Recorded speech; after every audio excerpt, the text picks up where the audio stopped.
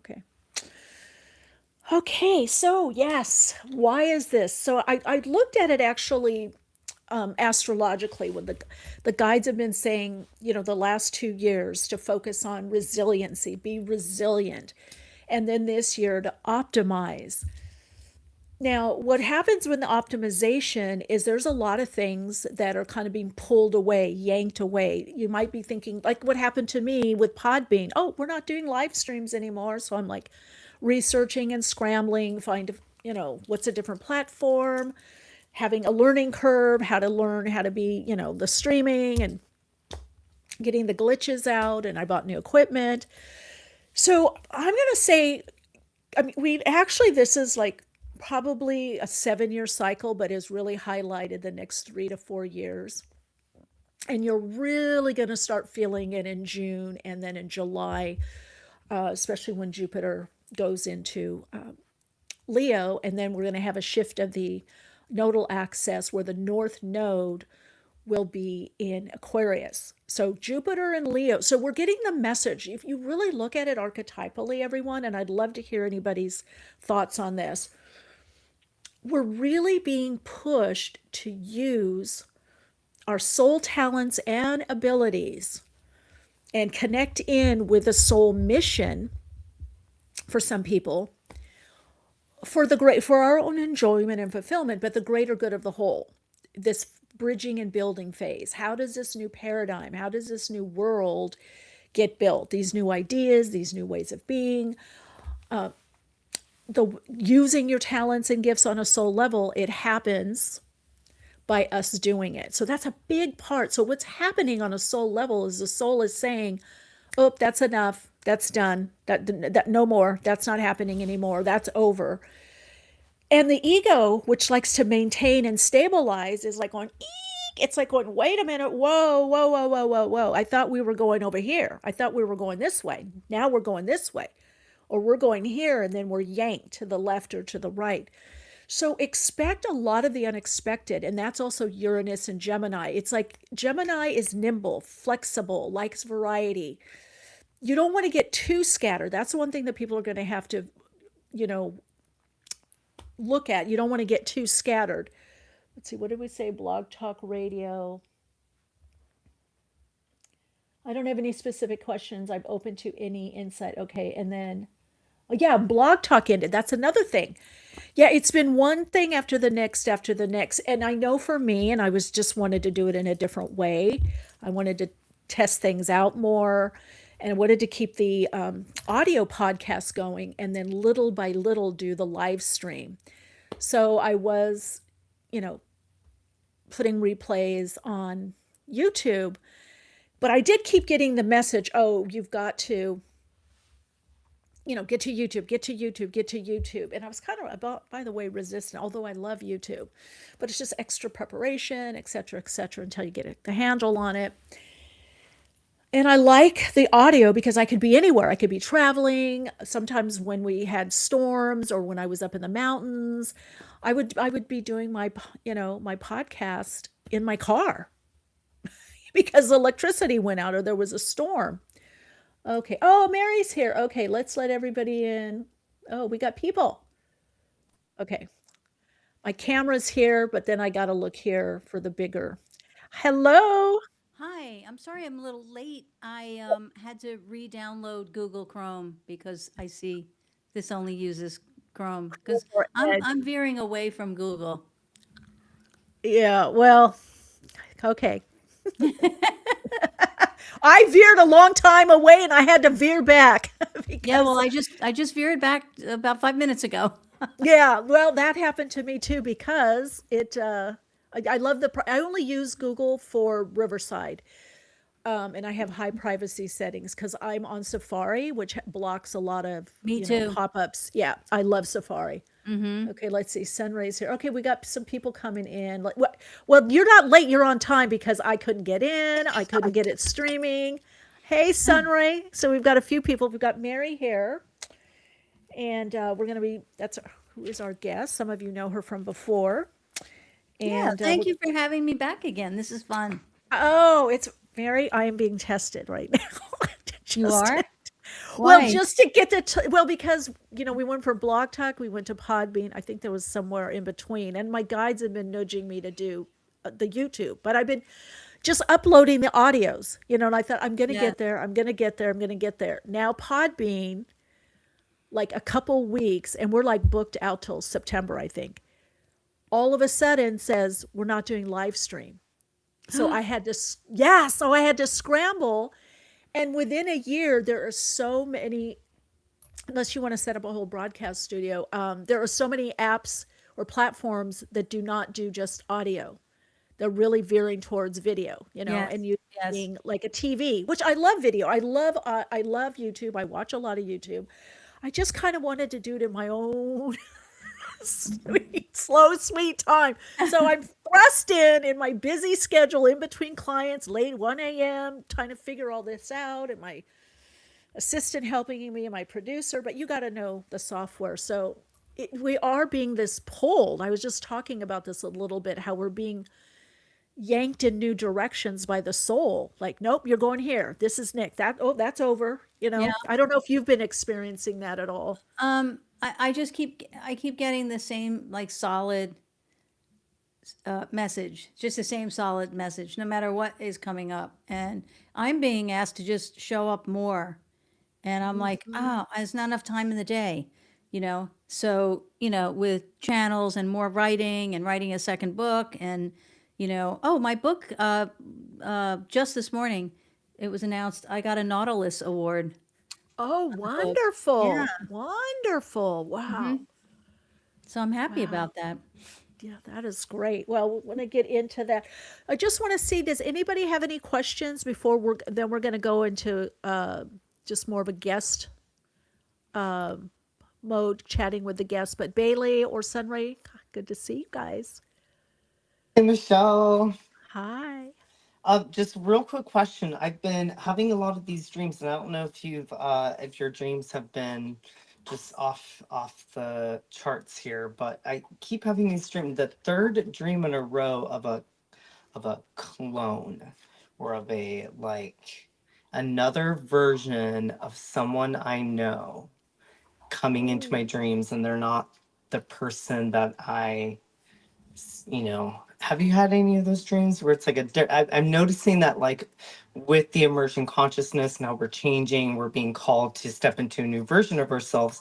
The old version is actually showing up in our dreams in a way. I don't know. I've had that happen to me a couple of times here, but I didn't know if you had any insight or connection I love that. to that. So is it AI version? Is it of you, a clone of you, or the other people? Had a clone of my dog. I've had a clone of me too. Yeah, you're right. People I've recognized. I'm like, and then I see the other version, and it's like a higher frequency version of Okay. that. So of that. you're it's not really a clone. It's you in a different form, right? Right? Is that what you're thinking, Mary, too? Yeah, that's what I'm getting, right? Yeah, I am thinking that. I'm also thinking about, and I hope we get to talk about this, the Alright. powerful influence of AI.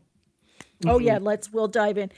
So what I'm getting, if I'm going to put my dream therapist hat on, and one thing I would say, make sure everyone, because we're getting also a lot of rehashing dreams. And by the way, I'm going to be doing a dream lab in June through Patreon. So if you guys are interested in that, it'll be a little bit of a, I don't know, I think a freebie, a semi-freebie or freebie. So just for a day to help people, because the people's are very much connecting to their dreams more. And that's the veils thinning. We're connecting more through the etheric, the astral, and Mary's here, the Akashic. So make sure, because your dreams, we do a lot of hashing. If you don't take time to process or feel things out, or, kind of contemplate, and then your dreams will do it in the dream state. So you might be getting that. So make sure that you're doing that. And then also, yes, I feel like, because as above, as below, as within, as without. So these changes we're having, you're going to see them on the astral, which connects into the etheric astral, connects into a lot to the dream state. Now, when you've done enough rehashing, you get into the Akashic. Yeah, so you might see parts of you or aspects or former versions of you falling by the wayside, or you're completing. That's one thing that I was starting to talk about earlier, was that we're in a major closing out and completion cycle, whether the ego thinks so or not, or we have different agendas. It's like on a soul level, through the higher self, it's like done. So you could be making peace with this part of you or reconnecting in a new way. It's like every time we go through big changes, sometimes you see people, it's subconscious, even it's energetic, but it's like subconsciously people pick up on it. They all of a sudden come back in your life, or you start thinking of them, or they think of you because they're getting that message. You're changing, you're shifting, you're getting on a different timeline, right? A different route. And also in the dream state, so more in the astral realm, you can get beings helping you, whether a fur baby, animal being, a friend, a spirit guide, a friend or family member that's crossed over. So it can also definitely be that if you're seeing these former versions or you're seeing yourself. And I would do a little, what I like to dream reentry is get back in that state and ask, what are you here to show me or to tell me? Or is there a message? Or what is this symbolism of me cloned, or my animal being, fur baby cloned? What is that relaying to me? I'm So going to that add could be some. very, Yeah, I'm going yeah, to add please. something to this. I was hearing as Michelle was speaking this question for you, Sunray, which is, how do you feel in those dreams Mm, when you meet up with or see or experience? What is the sense? Like, what's your response to it in your dreams? powerful. That is a really great question. I feel like in a lot of these dreams, I am like shocked. I'm more of like observing it, and then I realized, oh, this is a different version of this Mm, being, and I almost feel at peace with Yeah. these different versions because I think I have the awareness and the confidence in that I'm in a place that's very different than I was even like just even 2 weeks ago at the beginning of this month. It's actually feels quantifiable. That's cool. mm, yeah, Because maybe you're stepping into the new earth version of you, yeah. right? Because the new earth has been already forming itself based on non-duality, the existence of pure, unity consciousness, peace. When you said at peace, that I sensed that you were entering into like what is. It's almost like the new earth, the new world that I just mentioned. It already exists. It's kind of running Yes. side by side, parallel with us. So it's almost like we're hopping. It's hard to hop over during the day, right, when we're awake, because we're in third dimension. It's dense, and we have all this crap around us. But when we're sleeping, we're totally relaxed and open and available to hear, visit, travel, all that. So I have a feeling that's very interesting. I wonder if other people are having that happen. I think I do believe so when you put it in that context. Mm-hmm. Spirit and form in the chat is saying could be parallel. That's Mm-hmm. another thing to dive into too, is that we are having a lot of what we call bleed through, whether quote unquote asleep Mm-hmm. or waking state, where you're all of a sudden seeing yourself in another reality or another life, another life, parallel life, or you're getting a download or information.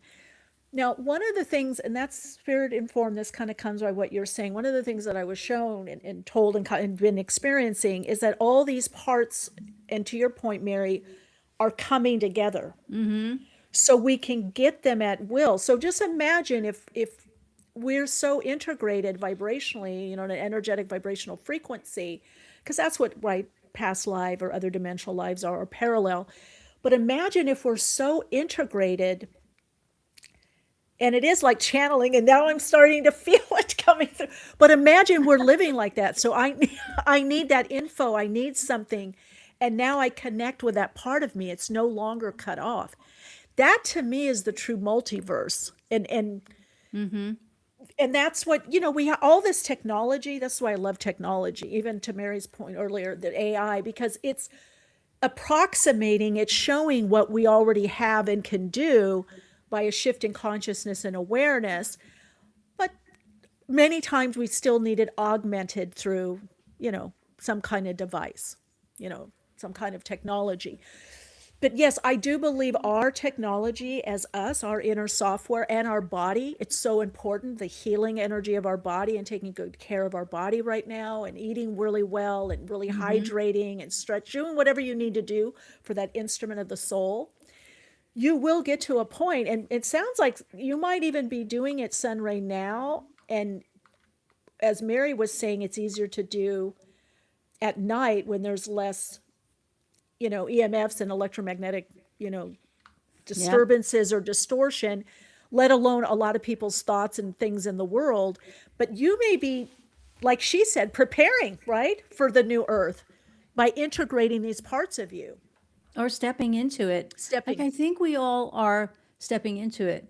And there is a challenge that we have as a humanity with the present platforms of the AIs. It's not the AIs, it's what people are doing with them. Exactly. I just discovered today that there's a church of AI. And so there are people that are making their AIs gods and gurus, and the AIs are falling in line with that. Or, they're programmed to mimic us. So people are forgetting it's a program. It's a program. Yeah. Well, yes. And a lot of people think that it's God or they're getting those answers, but I feel like it's augmenting, it's virtual, but it's augmenting reality or us. And nothing can trump infinite consciousness. And I think that there's a reason that there's Trump in the world. Can I do that. this? Nothing can trump. But that infinite consciousness and awareness is what is programming. So whatever's programmed can only approximate, but it's not where the inventions. Now, that's one thing too to know, is that AI is an innovation. We're innovating. It's not anymore the invention, right? So It took infinite consciousness to invent it. So I think when people start realizing that, it is not all that is. It's not the infinite creative intelligence, and will never be. It will never be. But people are believing it is a lot. There's a lot out there about this. And Mary, what do you think with that? What do you think will happen then with that? Well, here's what's interesting. I'm following this, and I'm going to be doing a separate podcast about the name of it is going to be the Great Return. The Great Return Project, because I believe what's happening is we're moving through this very quickly, fast. It's the youth, the college-aged kids and those in their 20s, they're massively resisting this. They're just saying Gen Zs. Yeah, the Gen Zs. And there were in the news very recently people doing commencement ceremonies and talking about AI and being booed by the entire university. I think Harvard was one of them. So, we're not talking about tiny colleges in some little town. It's like major. And I'm watching this going, whoa, they're basically saying we don't want to cheat on our exams using AI because there's a raise rate of that. They're also discovering that professors are also fraudulently using AI for their research and for their teaching. Oh, yeah, and lawyers, attorneys. And attorneys are doing it. Now, of course, AI, if you're writing something and you need it, as a tool, I'm not poo-pooing it. However, I cannot believe what's happening. But the thing with the attorneys, they were using it as case law, and then judges were finding there was that AI made up the case law. Which I found Well, it will hallucinate. They call it hallucination. So what I'm seeing happen is that I think it's just human, but beneath the programming, in quotes and metaphorically, where we are in our essence, we are organic human beings, right? We are human beings who have, as you said earlier, we have divine technology within us. So this technology coming in to mimic divine technology, to become our therapists, become our boyfriends and girlfriends, because that's what's happening. It's not that it's doing it. People are lonely, they're confused, and they're just falling into this, right? At the same time, we have this growing group, massive groups of people who are saying no, and they want to reconnect again. They want to be live with each other. They want to, learn on their own, like instead of having the AI learn for us, because that's changing. The more that we cheat and use AI to get through schools and get degrees, we're not using our minds, we're not using our brains. So it's moving fast, though. It's happening faster than I expected, because I had a hunch that the pendulum was going to swing back the other way, and we would return to, in a sense, the old new Earth, Yeah. not the old Well, Earth, the old now new Earth. I have to share something, because one of the channelings that I got in 2017, and by the way, both times predicted Trump getting in, and he was meant to, as a disruption, 2015, 20, and like a year before, 6 months to a year before. But it's so interesting what you're saying, because in 2017, when I was given these visions of what was going to be happening with the pandemic, and the guide said, oh, it's from the lab, everything that ended up happening, and it was our government to see how people would do. One of the things they said is that we were in this time of this great awakening, but we were going through this time where there would be, oh God, now I'm not remembering what they called it, but it's kind of like, it seemed like going astray, like a lot of Rogue? no, a lot of censoring. But what's kind of like sparking me with your book idea, they showed me through visions what this is going to look like, and even the units. They said we'd have these units for money, which I do feel that's going to happen for everyone, based on what they contribute to society, or what that position, like if you're an attorney, how many units would that be, or a, Yes. I'm like, well, what's a psychic and a therapist units? I don't know what that is, but I don't, that's going to be, don't quit your day jobs, everyone. Don't bank on the universal income. Because, No, that's right. yeah, because but they showed me this time. Oh, that's right. They called it the great forgetting. People forgetting who they really are, what they're about, over relying on the technology. Because they said there'd be the organics, and the technologists.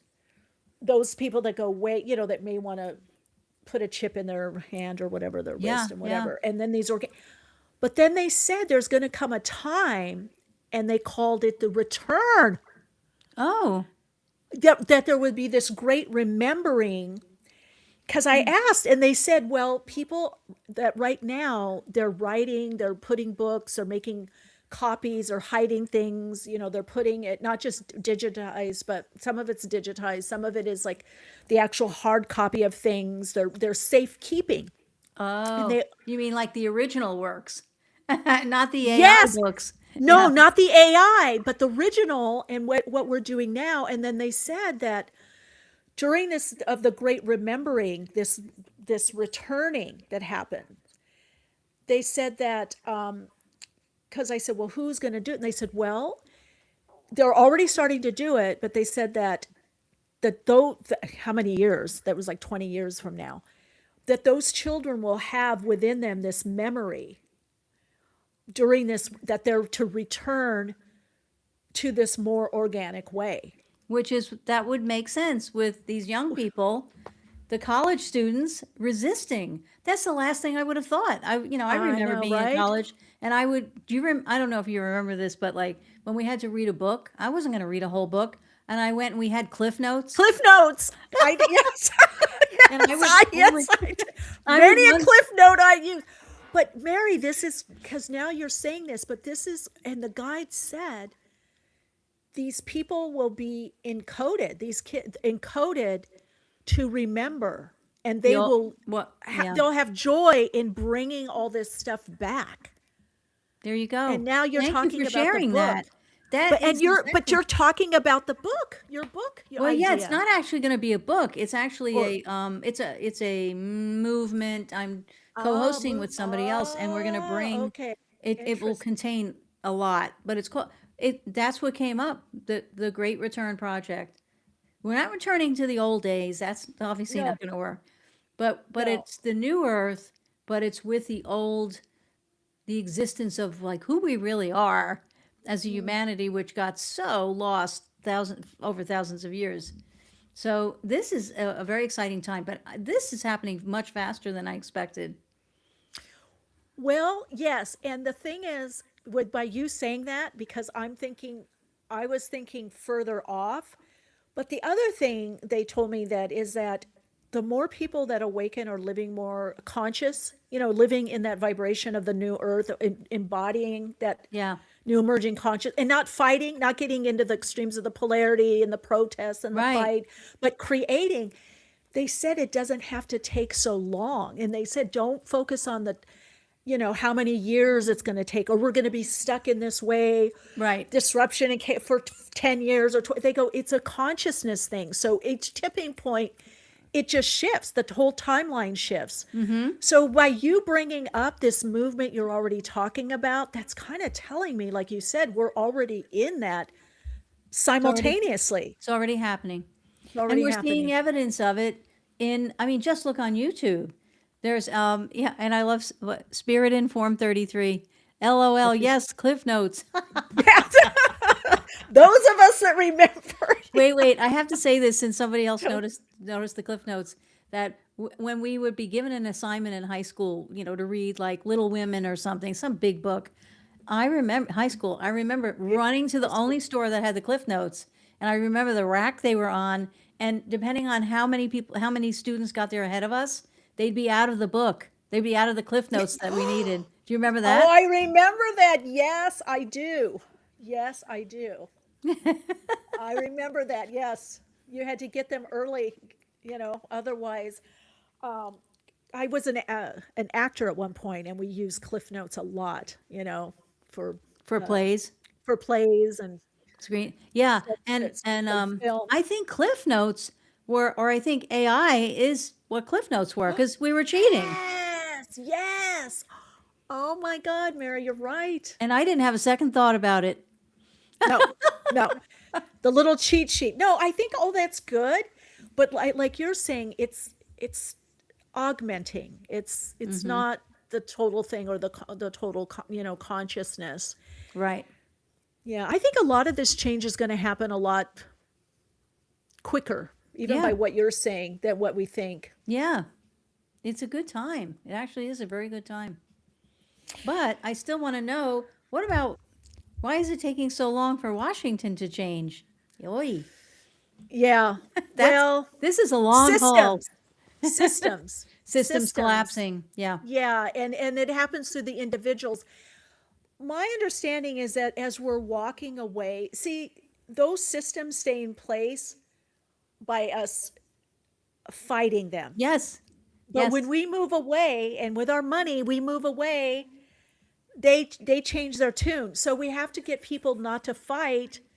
It's just like marketing. It's really the same thing. It's like, oh, no one's buying this anymore. We don't do it. Or this is what the public needs. And I feel like this next level of awakening is people also awakening to how powerful they are in their little everyday decisions, that's impacting and energetically in our vibrational frequency level. The less we give attention to that, not spiritual bypass and not, and ignoring, you have to step up when you have to step up. But the less we Right. give that attention, it does start atrophying. And then less attention, less money, That's less, right.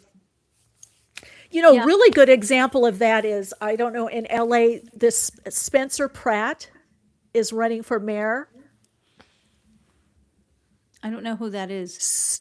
Look him up. Starseed. I've been watching him from a while from afar. And in fact, I even started crying. I thought, oh my God, this is the third wave. He's a third wave visionary.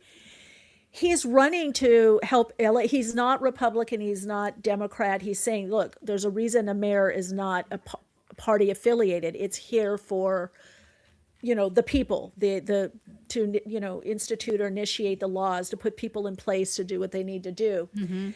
But he's bringing that third wave in, and I don't want to get totally into the story because people can, look him up. But his family's house burnt down in the Palisades. He was a reality person years ago on the hills at 22 years ago. But he's been married for 20 years, has kids. Magically, a few years ago, I don't know how many years, 5 or 10, 8 years ago, he got his poli-sci degree. Gosh, where did he get it from? I can't remember. It's USC.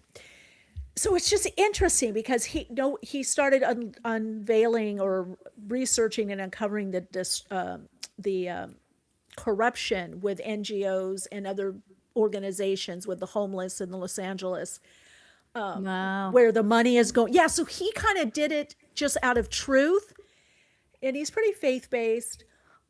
But it's gaining traction because it's nonpartisan, and it's about what is that about. And to me, I thought, oh my God, this is the third wave.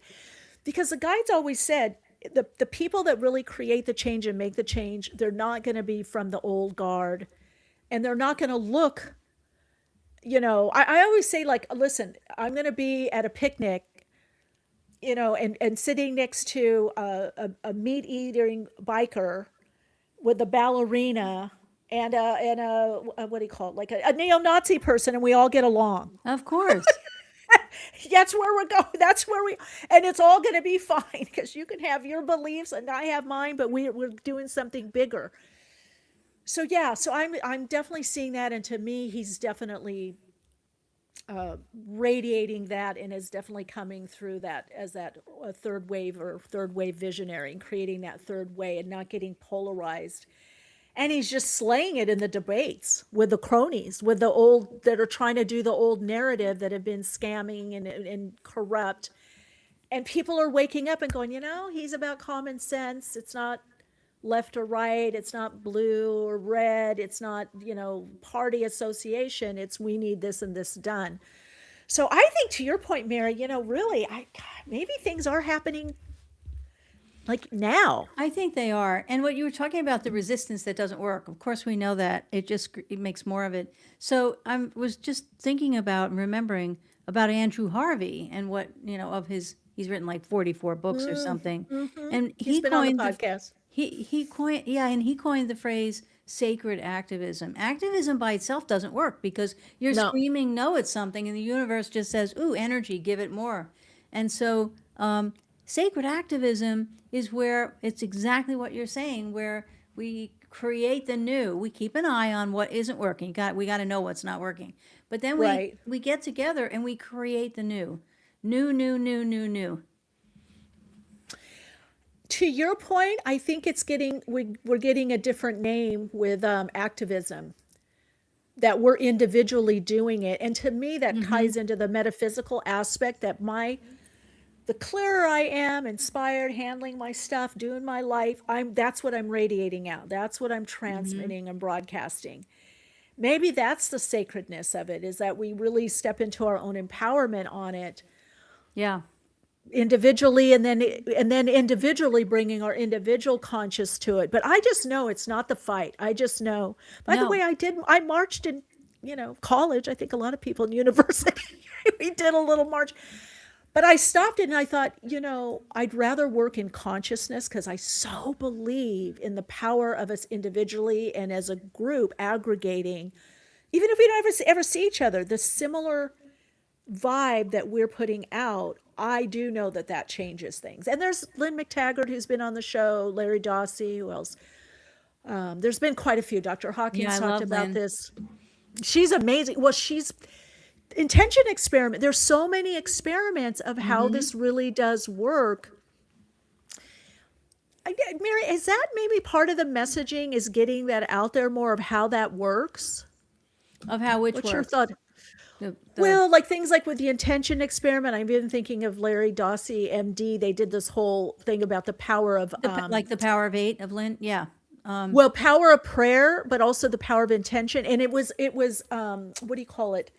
Unspecified prayer. So in other words, if I'm praying for someone or the world or putting, whether individually or in groups, just like sending Reiki or meditation, group meditation, which Lynn did a lot with that as well. Both of all those findings found that that there was tangible differences, Yeah, that's whether measurable. Yeah. measurable, right? Whether it was with a person's medical condition or a state in the environment. So I'm just wondering if we need to get more of that information out again. I know it's out there, but more No, visible, you're let's right. say. I think you're right Right? because I mean, look at Greg Braden. He was huge in the 70s. And then like in Yeah. the and then we didn't see Louise Hay too. She had been really out there. I think it was the 70s. I knew about her. And then all of a sudden like we didn't know where'd she go, whatever. And then she Yeah. came out again full force. So did Greg and even Bruce Lipton. So I think you're right. I think it is time to bring those tools Yeah. into the open again. I mean, Carolyn Mace is back. I There's see another YouTube videos all over the place, but she wasn't doing that. So now she is. So she's out there again. So this is very important to do that and to and I want to just say that when and if it doesn't work, when let's say a group of people come together and they are either meditating or intending, if it doesn't work, it's important to look at each one of us has to come clean in a sense. I think we have to be in balance. If we're not in balance, it's not going to work because then when we come into the group intention, whether we're physically there or we agree on a certain time we're going to do this, if it's not working, it's going to throw it off if we're not feeling grounded in ourselves, right? So I think that's important too because I was involved in a Power of Eight group that I created, and it's very interesting. Like the things that we were, it was a screenplay that we were all trying to get picked up, we'll say, and it didn't get picked up. And so, is it the screenplay? I don't think so. And I went into the Akashic Records about this. It is the grouping, something about the Yeah. group. One person could have I, not wanted it that much, but they were going that's along with it. Yeah. that can be sometimes I find too timing and or another version coming in. I can see that sometimes we're ahead or the right mixture. I've definitely have had that happen where it needed True. to be the right mixture of people coming together, or the timing was off, or there was a little tweak. But I find that interesting what you also said about the group too. I think that has to be looked at. You Well, it know, does have to be looked at. I mean, yeah, that's a good point. I've had clients come to me when they come to their own Akashic records. People just come to their records. Like I don't run around, at the grocery store telling people I do Akashic records. I work with them, but they'll very a lot of them will say, "Well, I got the right book and I da da da and I did a prayer and I opened my records and I just sit there and I don't hear anything," because I convey all the time that we all can access our records. And so people will go, well, it's not working for me. Well, various things, you might be out of alignment. You may have some trauma that's, Um, in the way of you in a higher realm, hearing the higher realm. That's why it's important for us when we are gathering together and doing this kind of work on behalf of humanity. We've got to clean up our stuff. We've got to put it in its right place. We don't have to get rid of it, but we have to understand the things that we've been through, and it could be past lives too, as you know. That if we don't, and it's still kind of there, or a subconscious pattern, it's going to get in the way of everything, and it'll be a little culprit, and our conscious won't know what it is. you bring up a really good point because energy and motion, the emotions, we have to understand our stuff. What's our stuff? How to diffuse it or shift it, transmute it, work with the Yeah. subconscious mind. Yeah, that because I can't tell you how, just like you, what you're saying, so many people that I have worked with, and they'll say, this isn't happening. And I'll tell them, it's your pattern. You've got, Right. you're saying this consciously to me, but subconsciously what you're doing or what you believe, or like the trauma-based That's response, a big one. Yeah. that's the big one. That, you got to be able to stop, because, and also the thing is, the more you do that pattern, that's what gets grooved in. We literally have to unloop to change the pathway, the neural pathway in the brain, that the neuroplasticity and body plasticity, body mind plasticity. If you don't do that, or there's too much residue of the old patterning, it doesn't work. Is a new sort of, I don't know if it's new, but what the records have shown me for since I began this work is this idea, and I have been practicing it for myself in my life and in my sessions with people, is that when we can mine, M-I-N-E, we can mine the energy of our trauma, mine it. Yes, So in other words, it's useful. Well, Yes, that is brand absolutely. new, right? But I think it's like ancient. I think where we're Yes. going is actually ancient, but whatever. Yeah. So Well, we we'll do call that it, in hypnotherapy. You use the energy, even though, like right. Sunray's point, the quote unquote old version, because one of the things that really blocks us is we have this idea, oh, the past me wasn't good, right? Yes, That yes. just Or we're monkeys up the victims to energy. it. Or we become, Yes, mhm. yes, And we can't yes. let go of victimhood. But if we can separate without rehashing the trauma, identify first the energy of the trauma, that is so powerful. So if we were shut down, so many of us were, in various ways when we were children in this lifetime, if we were really shut down, our voice was just boom, shut down, physically or mentally, what is the energy of that? It's very powerful, because the people that are bullying us or shutting us down they're harnessing power. They're using power, right? And power is energy. So if we could separate the energy, identify the energy of the trauma and go, yeah, it was really powerful. And then the next step is, now imagine taking that energy, which was in your life, so it was kind of yours, and bringing it into you right now, light you. Whoa, it's so powerful. Yeah. And all of a sudden, the trauma, the events, they take a different form.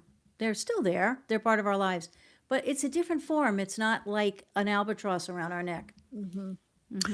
It reminds me, and I don't remember who the researcher and doctor was saying, it's not so much trauma, it's how we handle the trauma, how we adopt to it and adapt what we do. And so, yeah, I think it's powerful what you're saying, because we're never going to be completely without trauma. I may No. drop something on my foot, but what do we do? And with that energy, and by the way, what you're saying to me dovetails back about us being more empowered. And, if we're looking even governmentally, or, people that are trying to have power over us, once we realize, because the only reason they do that is because they recognize we're not in our power. We're not, That's right. right? Right. So once we take that, they become less powerful. Whether a governmental person or whomever it is, or boss or supervisor, to your point, because they're getting our power by us feeling underpowered or responding in the trauma base. They're like a emotional vampire, just taking that They're counting on it. energy. And the other thing Yes. the other thing that's interesting is I've thought about what I've stepped back to sort of look with different eyes at what somebody like Trump does. Okay, somebody like him and others like him. Yeah. So what he does is he powerfully, first of all, he claims the power. No one gave it to him. He claims it. He goes, "That's mine," and then he'll point at anything, a ballroom or whatever it is, another country, and he'll go, "That's mine." And no one gets it. People just go, "Oh, right. What is that? That is such power." So we should watch him, because he's Yes. showing us how we can be, Yes. right? Except that there's harm that's been happening. We have wars. So that's on paper. It's not an opinion. So that's, he's flinging the energy that he's claiming from, I believe, an unhealed place. He doesn't know he's love. He doesn't know he's light, all of that. I really do believe that. So, and I'm not asking people to have compassion for him, because some of us can, and some of us just say, I can't do it. That's okay. but he is really grabbing power, and he's claiming, right? That's the power of manifestation. He's showing us how we can manifest. Now, if we come from light, I like to always, I'm always shown the golden sword of Archangel Michael. Why would an archangel need a sword, right? And Archangel Michael is always seen with this golden sword. I get it now. The golden sword, it's like a lightsaber. You just fling it in the name of light, love, compassion, all of that. In the name of that, you do it. And then ego can't be around. It just poofs out of existence. So he's showing us how we can operate. He's got a tool that if we could just get away from the hatred and getting sucked into the drama of everything, which is real. Yeah, and plus to know that he's any president, they're just a figurehead. So that's the other thing, that he's being used by others. And he also has people following him, so that's real too. Yeah. But he claims, and those around him do the same thing. His whole staff. And I think to your point that it's the shadow. A lot of people focus on the negative, the shadow, but the shadow shows us what we're not integrating, also not what we're not doing. So if we are seeing somebody as all powerful, we're not recognizing and accepting our own power, especially spiritual power. I've been, I don't know about you, but I've been around, I've had personal private dealings with, Saudi prince and, queen and king of Bahrain, and, my former life, multimillionaires and billionaires. And one of them gave me a wonderful lesson and said, I had done something, and they gave me a really nice piece of jewelry, which I really didn't want. But they said, look, Michele, I don't have anything else I can give you with the, billionaires told me this. And he goes, I can't really give you advice. And I thought, no, you really can't, because I'm not going to take your advice. But what I learned by being around those people, because they were like bees to me, telling me things. I was their confidant. They worked with me, and I was like, yes, it's nice and cushy, cozy to have all of that wealth and the private, planes and everything, and spiritual power. Those people recognize true power. And that's why I think no matter what somebody's station in life, when you come from that place of not power over or underpowered and not getting in the power struggle, but you're centered in your own power, especially as spirit, being spiritually connected, knowing about the Akashic records and living from that place, that's a very powerful place in the universe, in the scheme of things. That's true power. It's powerful because it's the all that isness of everything, which is power unto itself. I mean, should we use the word power? That all that is. What would we use? Empowerment? What would you say? It's everything that exists. It's that center point that I guess even Tesla spoke of, the point where there's a point in quantum physics where there's nothing and everything. There's wait, you're saying we're tapping into that, or we are absolutely, and that's part of who we are. Okay, yeah, I like that. It's not even it's not something outside of us, and even the records are not outside of us. They're inside. They're part of us. They mirror who we are, which means we are the records, and it's just they remind us. They help us remember who we are. That's really what they do as a tool. They don't ever tell us what to do. I like to say there's not a bearded man in the clouds. I grew up with that. Yeah. No. Goddess Santa Claus. Right. Yeah, Santa Claus. Santa Claus. Now, and you have the belief also that the Akashic records are mutable. Are beautiful, did you say? Mutable. Oh. Shifting. Alive. What is your thought on that? Oh, yeah. So because it's quantum energy, quantum moves like a snake. Energy just moves. It never dies, right? So the records always meet us where we are. That's why we could listen back to our. That's interesting. It's very trippy. I gotta tell you. That's logically, interesting. Linearly, I cannot explain this, but I have been a part of this happening since 2008, since I started working in this field. that when you listen back to your Akashic readings, or if you wrote them, if you read them back, my book is an example. I'll open up my book because they're loaded with downloads from the records, and I'll open my book and go, holy moly, I don't even remember this, right? And it meets me in a different way wherever I am. That's the power of divine. It's moving and shifting with us, for us, all the time. It's kind of like the observer effect with the quark. There, what you see is there you are, and it aligns. And do you think, I'm just wondering, because sometimes I'll watch something Yeah. and I don't take it, even one of my own readings on YouTube, sometimes I'm channel switch and I'm like, oh, and I'll listen and I'll go, God, I needed to hear that. And I'm like, but I wasn't drawn to that before. Yes. So do you think things are, right? I'm wondering if it's like it just moves by where you are in consciousness awareness to line up. It's just the power of source itself. It's so trippy and so mind-boggling and so fun for me. It's always, because it's always light and love also, and it's always reflecting us as light and love, because that is who we are. And when I was little, I believed in that in my family. And my father was Archie Bunker. He was a racist. He was a drunk. I mean, really drinker.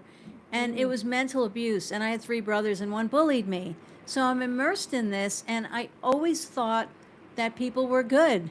And my father used to say, wait until you grow up and you're going to see, I'm naive and I'm pie in the sky.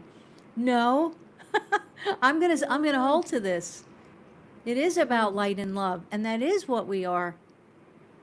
That's why what you said, when you described earlier, you could be sitting next to the serial, the Harley rider, The heart of the whole thing, yeah. the whole thing, right? And you're all going to have a moment of humanity together. I give another example of that. If there's a car accident, God forbid, people are going to run to help if somebody's injured. Everybody's going to run to help. Yes. No one's going to stop as they're running there to go, are you a Republican? Are you a Democrat? Are you wealthy? No one does that, right? Because that's our human nature. We're made of love. I really believe that. And if we do creepy things, it's because we don't know we're made of love. Yeah. It makes sense. I loved it. Dr. Gerald Jampowski used to say in his book, I can't remember the name of it, but the saying is, everything's either a cry for love or an expression of love. Oh, I love that. I'm telling you, I do That's believe, powerful. right? So powerful, because even when you watch those shows, I love my true crime or the forensic psychologist. I love when people are figuring it out. Well, when you really dig deep, even though it's cringy, horrible things, heinous beyond belief, Yeah. that's how they see love or experience love, That's or right. what gives them love and pleasure. So it's like from the sublime to the, I don't know what you would call the extreme of it, the tragic, it's even beyond tragic. Yeah. When I really started looking at that, now, do I want to be around that type of person? No, but No. I can, right? I can see that, wow, you could be so twisted, by what you've gone through, that this is your view of love, or how you receive love, or how you take in love. It's some kind of expression. And I think when you can kind of come from that place, it kind of gives you some grace, for yourself and the world, the human condition of what people have to go through. Yes. Yeah. It's not, I mean, how many of us, probably all of us here right now, have thought at some point, what the hell am I doing here? Yeah. Or I don't know how much more I can do this. Right. Why am I here? Why am I in this family? Why do I have these creepy bosses? Why, right? So true. One of the things I wanted to dive in with you a bit, let's touch on your book a bit. For some people have read it and know of it and know from you last time, but also there's, new people that'll be listening to this replay on YouTube. Talk a little bit about your book, but I also want to dive into a little bit about the Akashic Records as far as understanding your soul's purpose or getting perhaps guidance. And you were saying, Akashic Records meets where you're at. So I'm kind of assuming by you saying that if you were questioning or needing input or guidance, then that would be also available to you potentially, to tap into. Yeah, absolutely. We're actually, it's trippy because we're tapping into the divine aspect of ourselves. But for the sake of talking about the Akashic Records, they are a quantum field with imprints. And those imprints contain every soul's journey, lifetime after lifetime. And it's been around since the beginning of time. The Book of Life in the Bible, called different things. Edgar Cayce was accessing them. So it's not a new concept, the idea that there's this field, right? So my book was evolved from my records actually showing me that I was a writer, and I disagreed with my records because in my career I was a director. And I would be typing, at my computer, and I'd be like, no, I'm not. Imagine like disagreeing with my higher, I mean, it was so funny. I've done it before. See, right? And I don't mind. I've done it before. Because so often people think about you and I and others that do this kind of work that we're like, oh, we're all evolved and we've got it all figured out. I'm like, hell no, So I'm in my records all the time. So it showed me, my records showed me an imprint of me writing, and it suggested, or it showed, when I say suggested, what happens is when you're in your records, you begin to get thoughts that are not yours, but they are, because they're reflecting you. So you get new ideas, but then it's like a remembering of something on a deep level. So as soon as I just sort of released my connection to a writer, what am I going to do? I don't know how to do this. I got an offered to write a screenplay. So then later, and I did do that, and it all worked wonderfully. There is a writer in me. My records imprint was exactly in line, I'll say. And it's just, I was in the way. I think my ego got in the way. Or my, we often go, who, me? I can hear this, I can do this. And I think a lot of people who are doing healing work go through that, where they go, wait a minute, I can do this, I can hear, I can see. I'm sure you have this, have had it. Anyway, So my book it came from a suggestion of looking at all of my own record readings and bringing them forward. Because when I would open my own records, when I was studying the records, really studying the records was healing my own wounds through the Center of Akashic Studies by opening my records over and over and getting used to this higher dimensional space.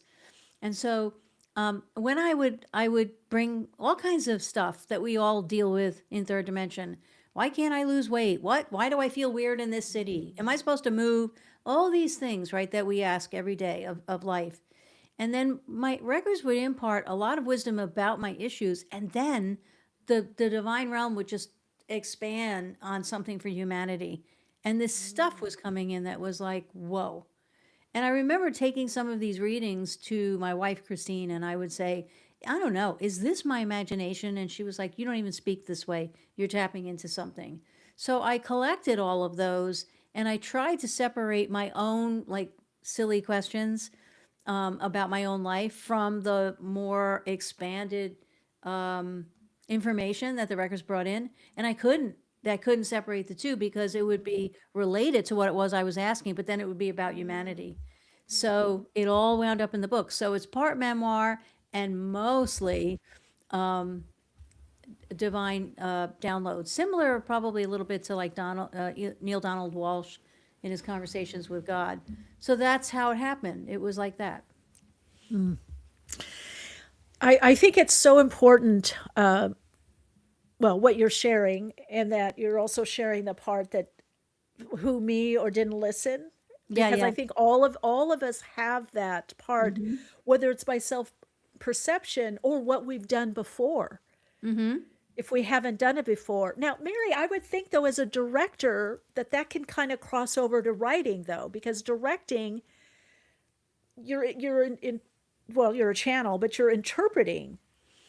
Not It's really. like visual. Oh, it's not like visual writing in a way, or no? No, because, not when you get down to like somebody wants you to adapt a book in screenplay form. I, as a director, I worked on 7 soap operas, and I remember, my role was to take the scripts already completed, Right. and bring them to the screen, working with the actors and the sets and the lighting people and everybody else involved, wardrobe. And so the formula was already there. Now, even the formula of soap operas was different than even the formula of television series today. They're different. Their soap operas were based on the Hispanic novellas. Yeah. Telenovela. That's where they got that from. Yeah. So I didn't really know. But here's the thing that I did remember after the records were saying that to me. I had taken, I think 3 or 4 times these workshops in LA and New York of Robert McKee. Robert McKee is the global screenwriting guru. He has an amazing book called Story, and he teaches you how to write the Oscar-winning films. And he's a tough Scotsman, U.S., but he's Scottish in his way. And I had been taking those to be a better director. Oh, so you had, okay. So were studying writing. But I didn't go to his workshops to study writing, because the people that would that still go to his workshops or take them, they're online now. They're producers, they're at all walks of life. They're novel writers, multi-genre. It's not just writing films, or it's not just writing. I mean, producers have to understand story, right? Right. Actors So go you to were his taking it to understand story better? director. Is that what you No, I was taking it to be a better director. Oh gosh, okay. That's what I love. The higher self, the spirit is sneaky. It will get you Very someplace sneaky. and you don't know why. You think it's one thing and then it's another. And you know how I discovered it is when I said yes, which is a wonderful story about the untold story of Mary Magdalene, and I wrote it as a modern storyline because I didn't want to do a Bible film. But all of a sudden, like when I sat down after I said yes, then I was like, oh crap. And then I sat and then I went to Robert McKee's book, pulled it down, and all of a sudden I realized, oh my gosh, I know this already. I was already studying this and I didn't know. So you're right, it's sneaky. Like our higher self just always knows. We should just listen to our higher self, right? I know. The first prompting. The first prompting. That's right. Yeah, it's even when I went to do this like a couple weeks ago talking to Sadie, the producer, and I was like, we did all this testing, got everything going, and I said, well, tomorrow morning when I tune in and work with the guides, I'm just going to run it by them. Should I be doing this? And she's like, nope.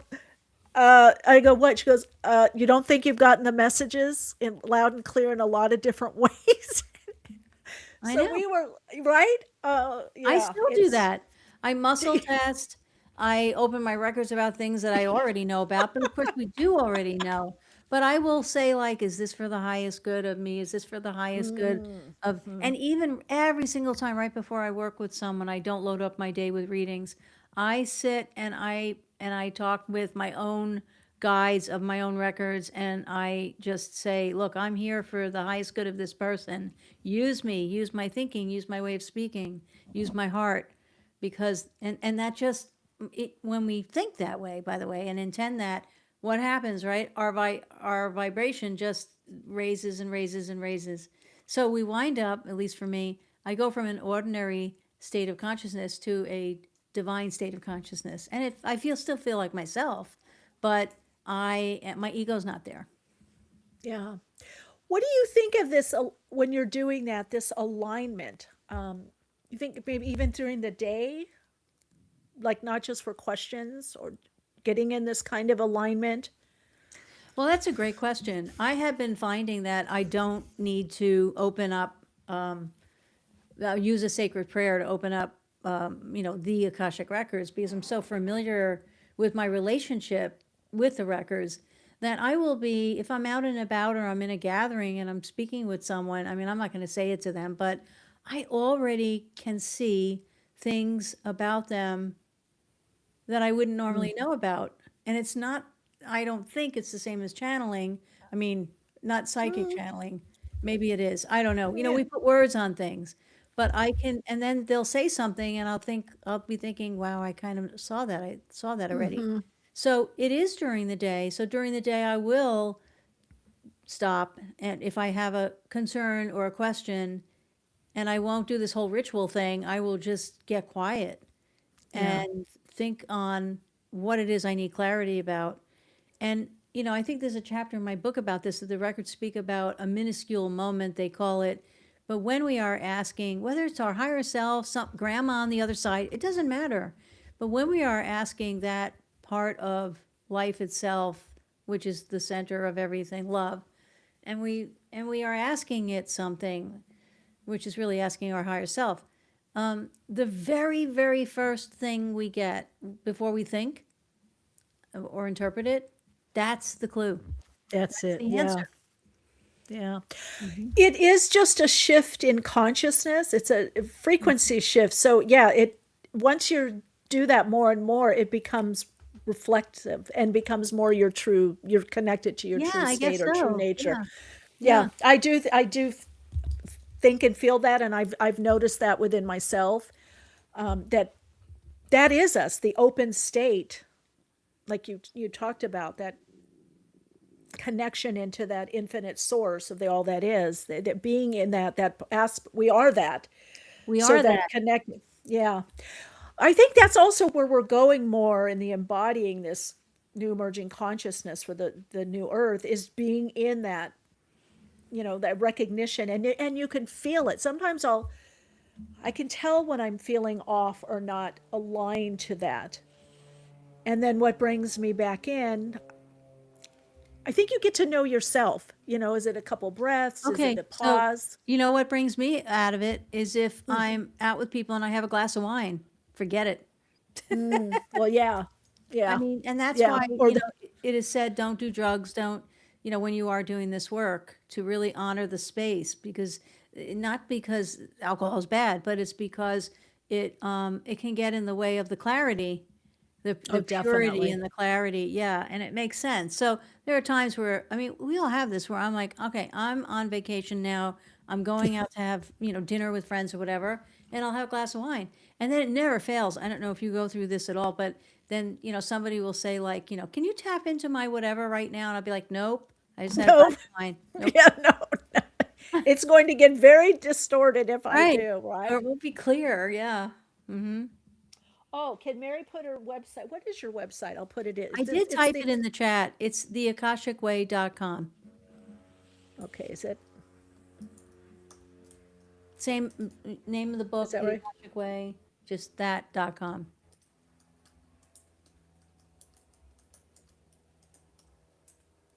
Did that make a link? I don't It know if made that it looked makes. like it made a link in the chat. Oh, did it? Okay, it's not here. Oh, there. Okay, did you put in Did the it? HTTP? Yeah, that's good. Thanks. I did the HTTP before. What is it? HTTP? Is there an S Colon? after the HTTP? I don't know. No. Because they've started to I thought you didn't need that in there, yeah, but I let's don't think see. we need it anymore. Yeah, if anyone just goes to theakashicway.com, my website will open up. Mm-hmm. Okay, www dot. Yeah, you can. It's going to be in the description, guys. There's so many applications. Maybe that's not the right way, but there's so many. Oh yeah, it did. I went in there. I got It it. went in. Okay. I'm discovering through my work with people different ways that the Akashic Records can work for us. Like I have something I do called soul mapping. So if you are, there are people come and they're like, I don't know what my life's purpose is. And as we chat, the divine moves on the spoken word. That person comes away knowing, not because the records told them what they're here for, they answer their own questions. That's the power of divine. That's how I know it's divine. By the way, I think that's so important, whether you're doing a past life regression, whatever anybody is doing, is that they get their own answer. Yes. Which makes They sense, receive right? it. Because they're visiting them, the imprint of them. I'm just the sieve, if we want to call it that, or, conduit, whatever you want to call it. I mean, I get these blocks of thought that are not, I know they're not mine, and I don't know these people. I meet them for the first time. And it's amazing. Sometimes I'll get images Oh, I have to share a beautiful story. Can I share this? Yeah, please. Yes, Okay, yes, you're gonna yes. love this. You're gonna love this. So, I was working with a couple individually, and then as a couple, they wanted me to. Well, I'll just explain. So I was working with a husband, young couple, and they're very, they're the kind of young people that we were talking about. They are really understanding what it is we're talking about here. And so I saw while I was saying the opening prayer with the young guy, I was inundated in a good way with spirits. There were these spirits around me, and they were ancestral. They were different cultures. They were coming in during the prayer. I almost wanted to say, because I was online, get off me, go to him, that kind of thing. So anyway, I shared that with him, and I said, there's an entourage here, and they're ancestral. What is your background or whatever? What's your lineage? Well, he was adopted. He is adopted.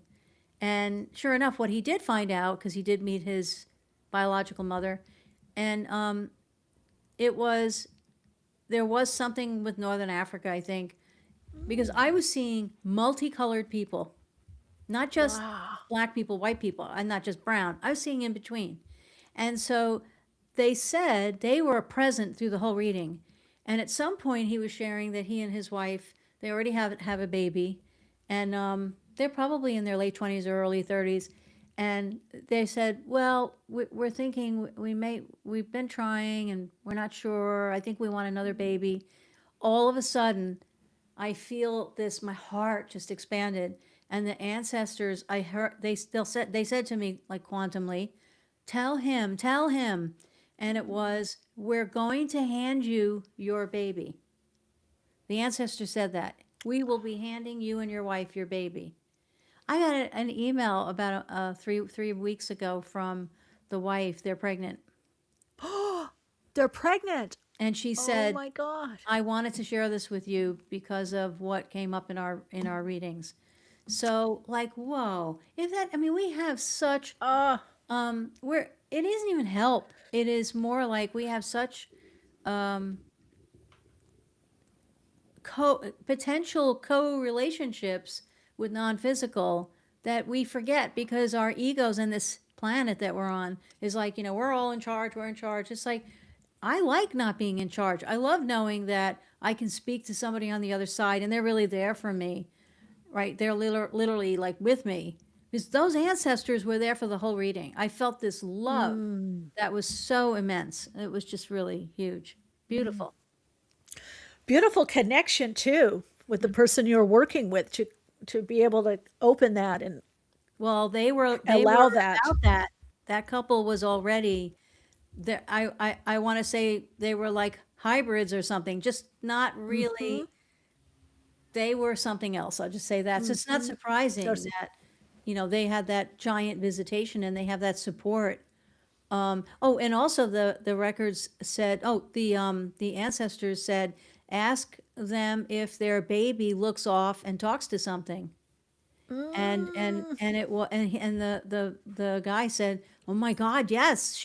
We're always joking about it because the baby looks like it's taking something from someone and looking whatever. And the ancestors were like, "We're talking with him." So yeah, that's beautiful. so much that happens with kids and infants. It's so good too when they have parents or people around them that can acknowledge that and not say, "Oh, that's just your imagination," or "Nothing's happening," or "You're just dreaming." It's like, no, Right. they're getting a lot of care, tutelage, conversations. Well, I have a theory about that. They're closer to where we come from.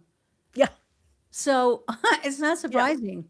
And yeah, aren't you tired of hearing like parents so, well, my daughter has an imaginary friend. I'm like, every time I hear oh, that, I'm like, oh, okay. No, it's yeah. not. No, it's not exactly.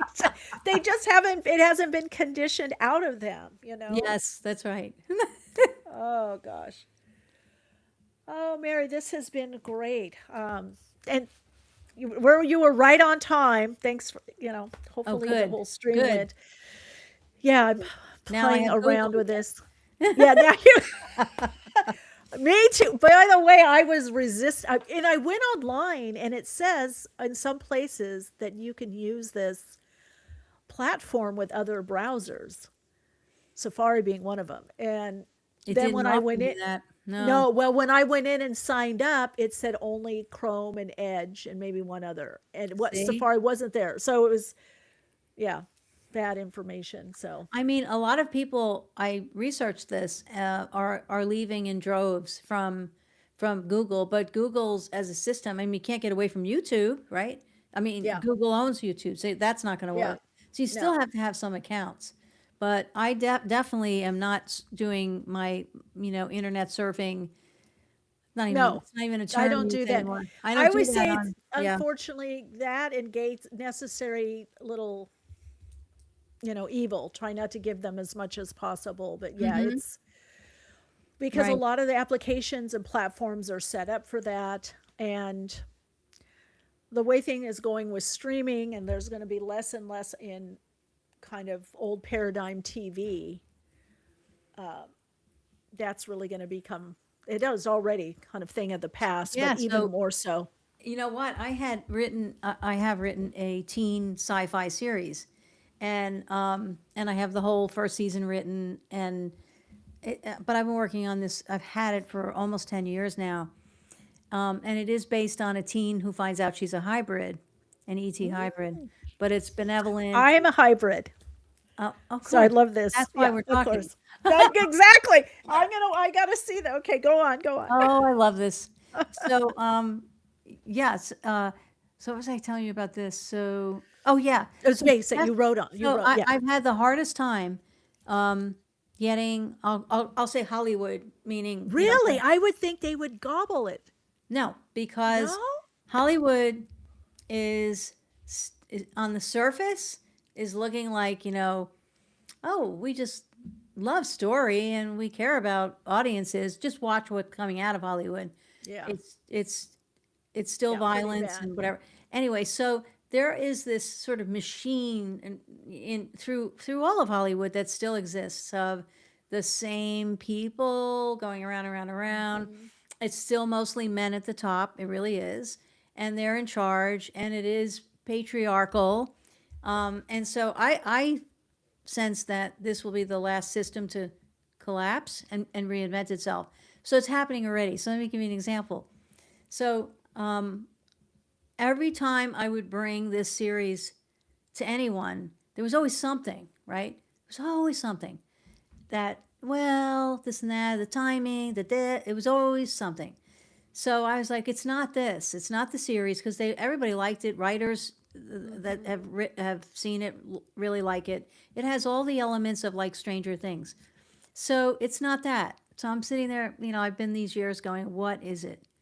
So I come to find out, speaking to a very high-end LA-based conscious head of a management company, media and management.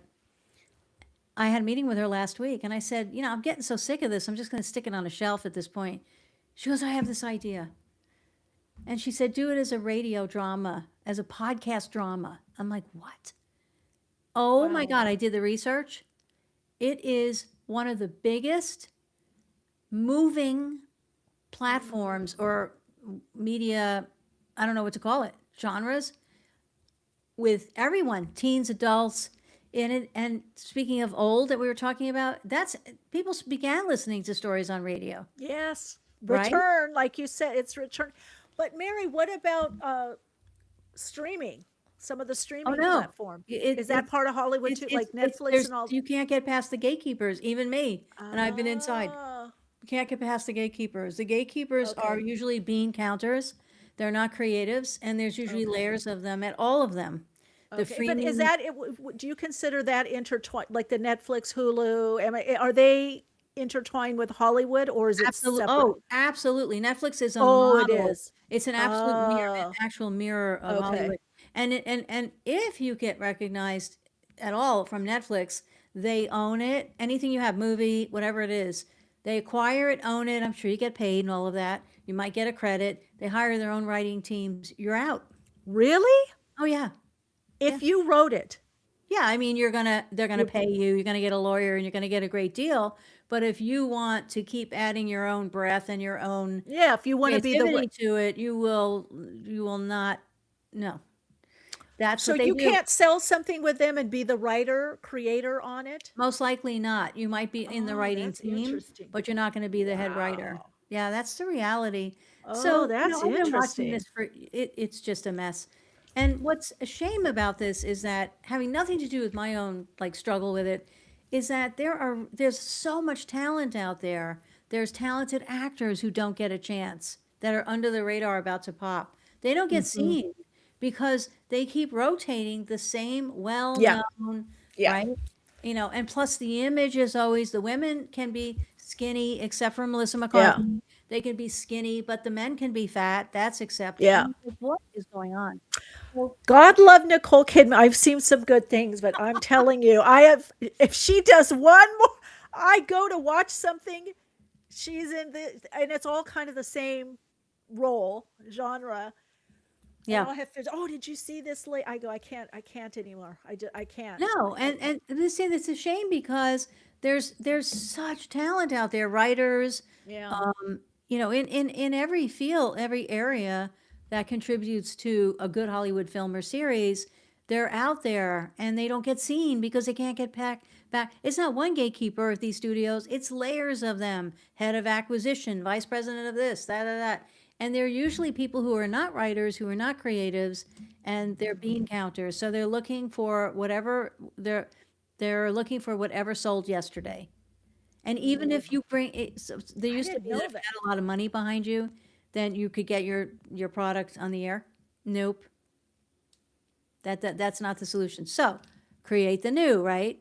Yeah. Well, the new happens to be these drama series that are being done as podcast dramas. I could not believe the amount of money, billions of dollars just in the last year in the United States alone, not just for kids, but for everybody. And the BBC has always been a master of that. BBC4, they Oh, run, yes. they have a lot of podcasts, crime, usually crime and thrillers. That's one of the reasons I watch a lot of YouTube. I'll start watching now. I love my international shows and movies. Good. That kind of stuff holds my attention. Yep. But a lot of times I will start watching something and then I end up going to YouTube. I'll That's just where I go. because there's so many fascinating stories and ways to learn things, and also there could be a nice production value, but not something's not overproduced. Where you feel this kind of artificial, like a schism Not between. authentic. Yeah, not authentic. Yeah, but my friends laugh and they go, "What did you watch a bunch of YouTube?" And I said, "Yeah, I just because I can find something engaging, good I on. live, I live on YouTube. So the CEO of YouTube was just recently, and I saw a YouTube video where somebody reported this with the writing, to prove it. So the CEO, and I don't remember his name, he's now talking about the way that YouTube is its next how its Iteration. next growth, its next growth is not going to be about numbers and views, subscription views and numbers. It's going to be about the quality, and not only that, but he used the terms, "We want our creators to be their own showrunners." That's huge. It's the that is showrunners huge. that you can't get to when you're trying to pitch. It's the showrunners that get in the way. So he was saying creators being their own showrunners and creating your own networks right on the YouTube channel. Now you see that, like there are some channels that will be somebody you like, right?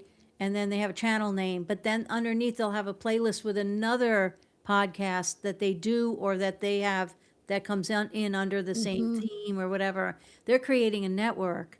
And so that's what they're wanting now. They're looking And like taking over TV. Yeah, I don't know if it was the same interview that you saw, but I saw one with him being interviewed and how the algorithm is changing. It was from somebody that it's skewed now more towards smaller creators to get them, activated, and more by rather than numbers, engagement.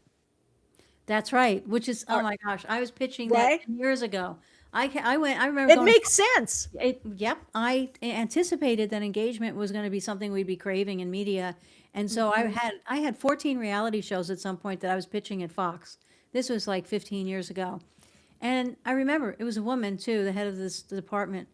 And she just sat there looking at me, and it was I had all the what do I want to say? The formulas of all the reality shows that were hot, like you know, the one with the house and Super Nanny and all those shows that Oh were hot. yeah, yeah, Yeah. yep. So I used all those formulas and I made them outrageous on the surface, but then I engaged the audience somehow. I did it with every one of them. And she just went like, I don't get it. I Oh was like, oh God, now look, now they're talking yeah. about engagement. That's what. Yeah. Which makes sense. You have people with the journey. They're invested. They're interested. You know that's actually one of the changes I was trying to do, and then 2 streams ago I realized, oh, I'm doing it. I just didn't set it up this way yet. Was to have more of these awakening conversations where people like Bailey came on, Sunray, that you're hearing from a Yes. wide range of people, not just 2 experts talking, Yes, yes. right? Static. Well, That's what I'm interested in. In fact, would- I'm doing a ARE, the Edgar Casey organization. yes, yes, yes. The New York City community invited me to do a program, which they have programs online. And so, you know, what, am I going to sit there and just talk? Nope. So I'm going to have people, and I'm going to have people opening their own records. It's going to be this interactive thing. Good. Yes. So I'll love be doing that over the summer probably. And that's what I've always been about. Like like what you said, if you want the experts, you can find them. Yeah. But the other thing I want that guy was saying, or maybe it was somebody else saying this about YouTube, was it was another video of this girl, and she's an AI or rather a tech specialist, and she said, young girl, and she said, don't forget about your Instagrams and your TikToks and all of that, because people don't go there. Once your thing is up, it's gone, right? Yes. But on YouTube, she said all you need is YouTube. On YouTube, people are searching for what they want. Yeah, I saw the same thing. did? The same Oh my one you were God, I love talking, it. because she also was saying that in Instagram they're not really, wanting a solution or wanting to research or really connect. They're just going by what's being fed them. It's dope, quick hit. But on That's YouTube, right. people, So they you waste want to your learn. They energy. want to know. Yeah. Yeah. Oh, we watched the same thing. I love We it. watched the same. Girl- I actually I did a screen grab, and then I went and subscribed. I can't think of her name, but I subscribe too. It might yeah. be there's one girl called what's it? AI girl. No, I can't remember now, but I can don't see her. remember. I have to scroll through because I do so many deep dives. But Me too. it I was do too. really right. It was really interesting what she was saying and how things that are changing. Like you can really build something here and connect because the people really want to know something. They want to learn something or talk or share or whatever. It's really focused on that.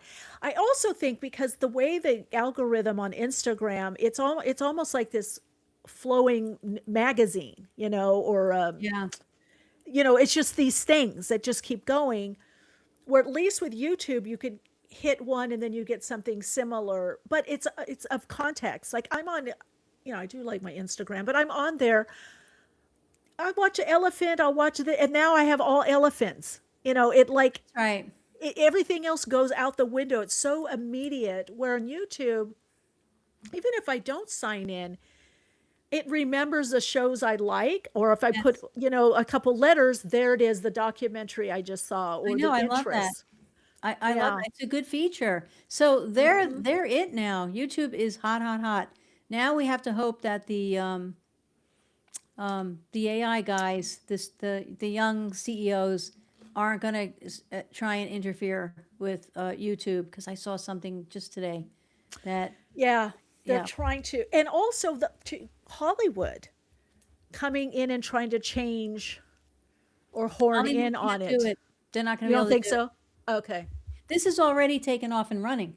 and it is taking off and running. I mean, you like having comments all the time. Now, I don't know if you do this, but when I'm watching a video on YouTube, I remember I go, oh, the comments, and I click on the comments and I'm reading them all on the side because I want to hear what other people are thinking. Yes, I do that. And I then do. people are sharing also off of what people are saying. So it's full 100% interaction, and it's live, at least at the moments that the comments are happening. Or if you're streaming, you're live. So I'm hoping that you do that, what you're talking about. I don't know, do you yet have a bunch of people that are all kind of chatting around one thing? Oh, yeah. Well, I had it in the audio because I've been doing the audio podcast, I don't know, 2008 or something. So that really got built up. In fact, I think internationally we're in the top 40 and got to top 10 and, Fabulous. Apple. But I was kind of wanting to just stay in that and migrate a little or do audio and video, kind of keep them separate. But I love the chat. We get people calling, like last week, I think we had 4 or 5 people came in a panel, 6. So yeah, I want to keep more of those conversations, join the conversation, keep the conversation going. That's kind of my tag. And I've always been this way. I like the band before it blows up. I'll see them blow up, but I like the little or the play or the comedian. Yeah. Because I feel like there's gems that are not yet recognized, and usually they have more cutting edge, perhaps even sometimes more truth. Yes, I agree with you. Right? They're Yes. not their energy isn't diluted yet, because I don't think people realize when you get to certain, and I'm not saying you can't do it, but if you're going through that machine of PR, publicity, all of that, that's diluting your energy, and Sure is. you're willy-nilly everywhere. I'm doing this. It does start to dilute your energy and the messaging. And then are you really responding by what you want or what you think people want or what your publicist said or this person and that person said, Totally the agree. manager? I totally agree.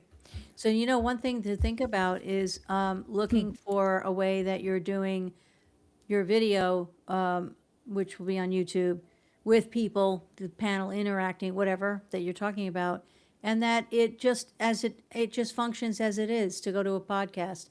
And the way to do that is when you're going to, if someone's commenting, you say Sunray is saying blah blah blah blah blah.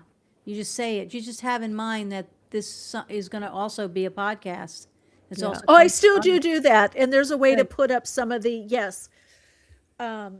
We've kind of always, because that's one of the things looking for a platform. I had to have chat. I've always had chat. I had call in on Blog Talk Radio, which Oh, that was yeah. fun.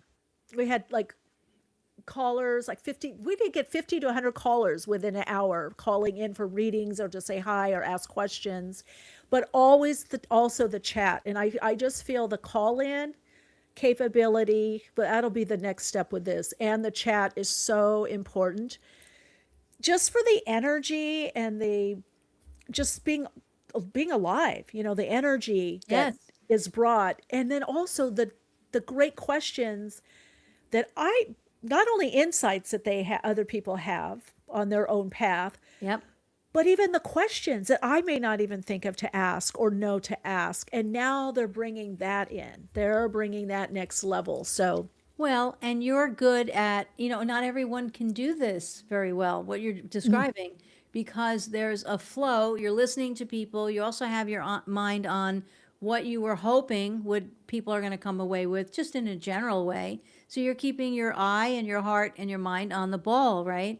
While there is this sort of unfolding happening. Well, the ones who are really good at it, people will just keep coming back because people love this. There's a saying from maybe theater: you cannot fool your audience. People yeah. are really And I love doing that. I did have a TV show years ago on the Fashion Network. I don't know if you remember Oh that wow, network. God, yes. Yes. And I think around between 2010, 2015, I was still did a few television pilots as a psychic and channel or tarot reader. Yeah. And it was so funny because a lot of times they're like, well, okay, we want to do live readings. And most people didn't want to do live read. I'm like, yes, audience. They're like, oh, I don't know if I want to ask questions with I go, Give me the audience. love Come it. on. Because I grow, Yeah, by me, yeah. because I can't be in my ego. You can't with a live audience. No, you can't. You can't. And it's like, oh, I It made a won't work. mistake. Hmm. No, oh, I forgot to do this or I didn't see this chat. Okay, whatever. That I love it because I keeps me on my toes, keeps me growing. Plus, it's fun to just show up and just be that just be. Well, the thing is, what I love about you, and I'm getting reminded, being with you again, is how, I mean, to say authentic is like that gets thrown around a lot, but you relatable. And that's Mm, how I feel about me. Like what you see is what you get. yeah, I'm not interested in lying to people or putting on a face or whatever. Like what for? And I've yeah. never been that way. And I've been asked to be that way by when I would work at the networks. I was asked to have a certain persona and do that. And like I couldn't be that way. So I didn't fully fit at times because But you fit for this. yes, yes. I could I see fit. it, Mary. I'm I telling you, I get thank you. goosebumps. Thank you. I do fit for this because I'm like fierce mama. Like you can land in my lap and nothing's gonna happen to you that's bad. Not while, and that's the thing when you have connection to source, God, whatever we want to call it. I know for me, nothing can get through that. Nothing can do anything to me. Somebody asked me recently, it was on a podcast, have you ever had anything come in from the records that threw you or that was negative? And I was just like, no, because that's not what the record's about, first of all. And it's not what I'm about. I mean, I have I was my just own gonna 3D say, struggles, right? But when I'm doing that and when I'm, in my commitment, higher vibrational state, nothing is going to come in. No negativity, no dark forces. I remember George Norrie asked me, I was on Coast to Coast, and George Norrie asked me, are you going to tell me, oh, this is a different topic, but kind of similar. He said, are you going to tell me that the serial killer is not going to Hades? And I said, well, and what I love about questions like that is I can just give it to the records. I don't have to say what I think. So I just said, well, oh, I said, well, according to the Akashic Records, George, no. He goes, oh, geez, really? Hades. Yeah, that's a construct. It's a Yeah, construct. Yes. yeah. But I'm excited to see what you do, what you cook up with your content, your programming, what you're going to be offering. Like, and I say programming, like having a network. Yeah, Like, we need the networks that bring. There's so many people out there, especially on YouTube, who are doing really great stuff, right? But they're kind of on their own, on their own, on their own. So if we start having networks, then we can invite those people to the actual network. And yeah, no one has to. Doesn't cost anything.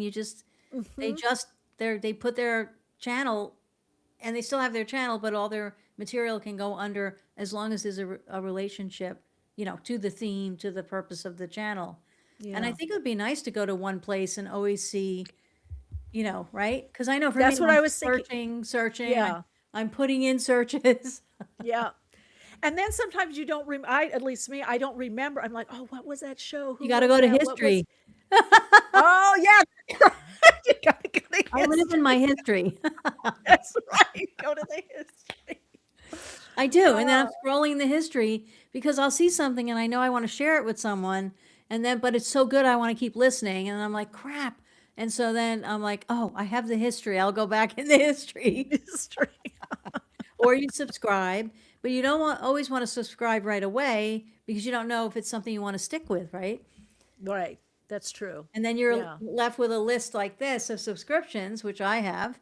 I do too. I go through. I even have a couple that I'm hoping they come back. They're on hiatus or something, and I'm like, oh, you were so good. Come back. You know who's really good is Pam Gregory.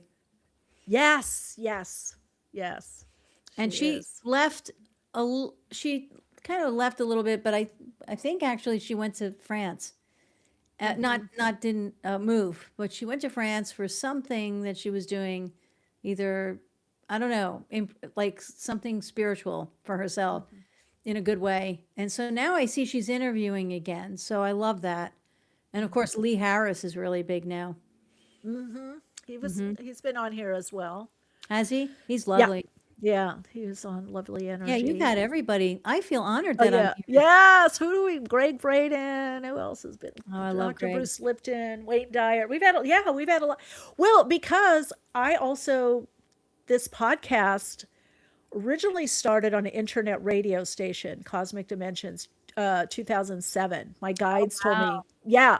So I had to upload FTP. I had to, my DJ and sound engineer friends helped me with sound because I had to have an audio MIDI interfacer and all this equipment. Oh my God. That's like 29 years ago. Wait. No, 2007. So when is it? What is No, it? no. Right. 19 years ago. Yeah, yeah. So, and then we morphed into something 2008. So I was early, adopter and adapter to X or Twitter back then, Right. and using all the technology and getting. And I got to say, back then too, there was this vibrancy because all this social media was so new. There was these meetups, the podcasts. We do lives on Twitter, as well as Blog Talk Radio. There was a way to kind of interface. It's kind of grown, but I think there's going to be a return to.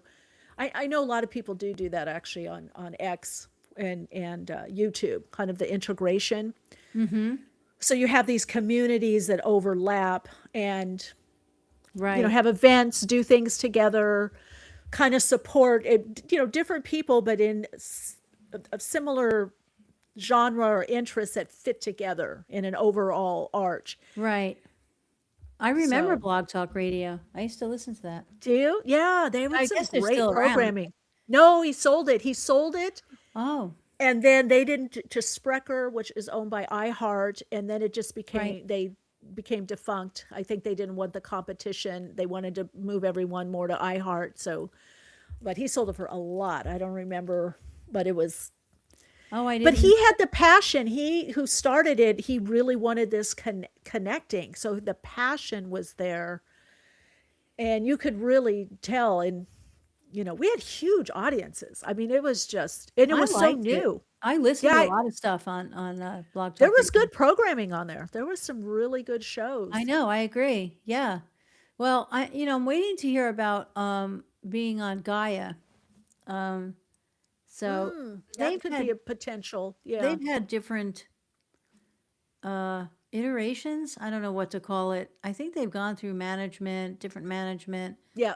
So I don't know. You have to pay. So it's a subscription based network. So I guess they're doing well because they're doing movies now too. But I don't know who's I think there's something new coming in, and maybe you have a part of that. I don't know. But I feel like this, because really they're going, and YouTube is skewing it really towards television. I feel that YouTube and whatever, Yep. iteration comes after that, or a whole new platform. This is the new TV. People are really, they want to see people that are real, kind of look real, and They and want also the interest. Yeah. But I think the aggregating, like Blog Talk did. It's good that we talked about that, because it wasn't the same. I mean, to me, I don't think people want to go just one place where it's just all spiritual or all one. But if Right. you have something that's cohesive enough, like Blog Talk Radio, you can find those niche communities within a particular, network. Yeah, you didn't get stuck in one thing. I know. Yes, right. You didn't get stuck, and you didn't get stuck. It wasn't myopic. You didn't get stuck in one narrative either, or opinion. That's what I Right. also liked. Right. You got a little bit of both, and right now you have to kind of search. I mean, if anybody looked at my algorithm, it's all over the place, like my music. It's like, you can tell that I'm a starseed. It's like, Michele, you watch this, and then this. I'll have sound bowls, and then true mystery crimes with a forensic psychologist talking about serial killers, and then I'll have meditation, This is great. cooking, So whales. have you worked? Yeah, I love that. And the thing is, like, that's all part of life, isn't it? Yeah. Like, why did we become a humanity that's separated everything out? Yeah. Right? I I think don't it's know. changing. Because it is all related. I'm always, when I'm creating something, if I'm writing something or someone comes to me and they're, like they're creating something and they're asking me, I will take the most bizarre things. I used to do this with actors.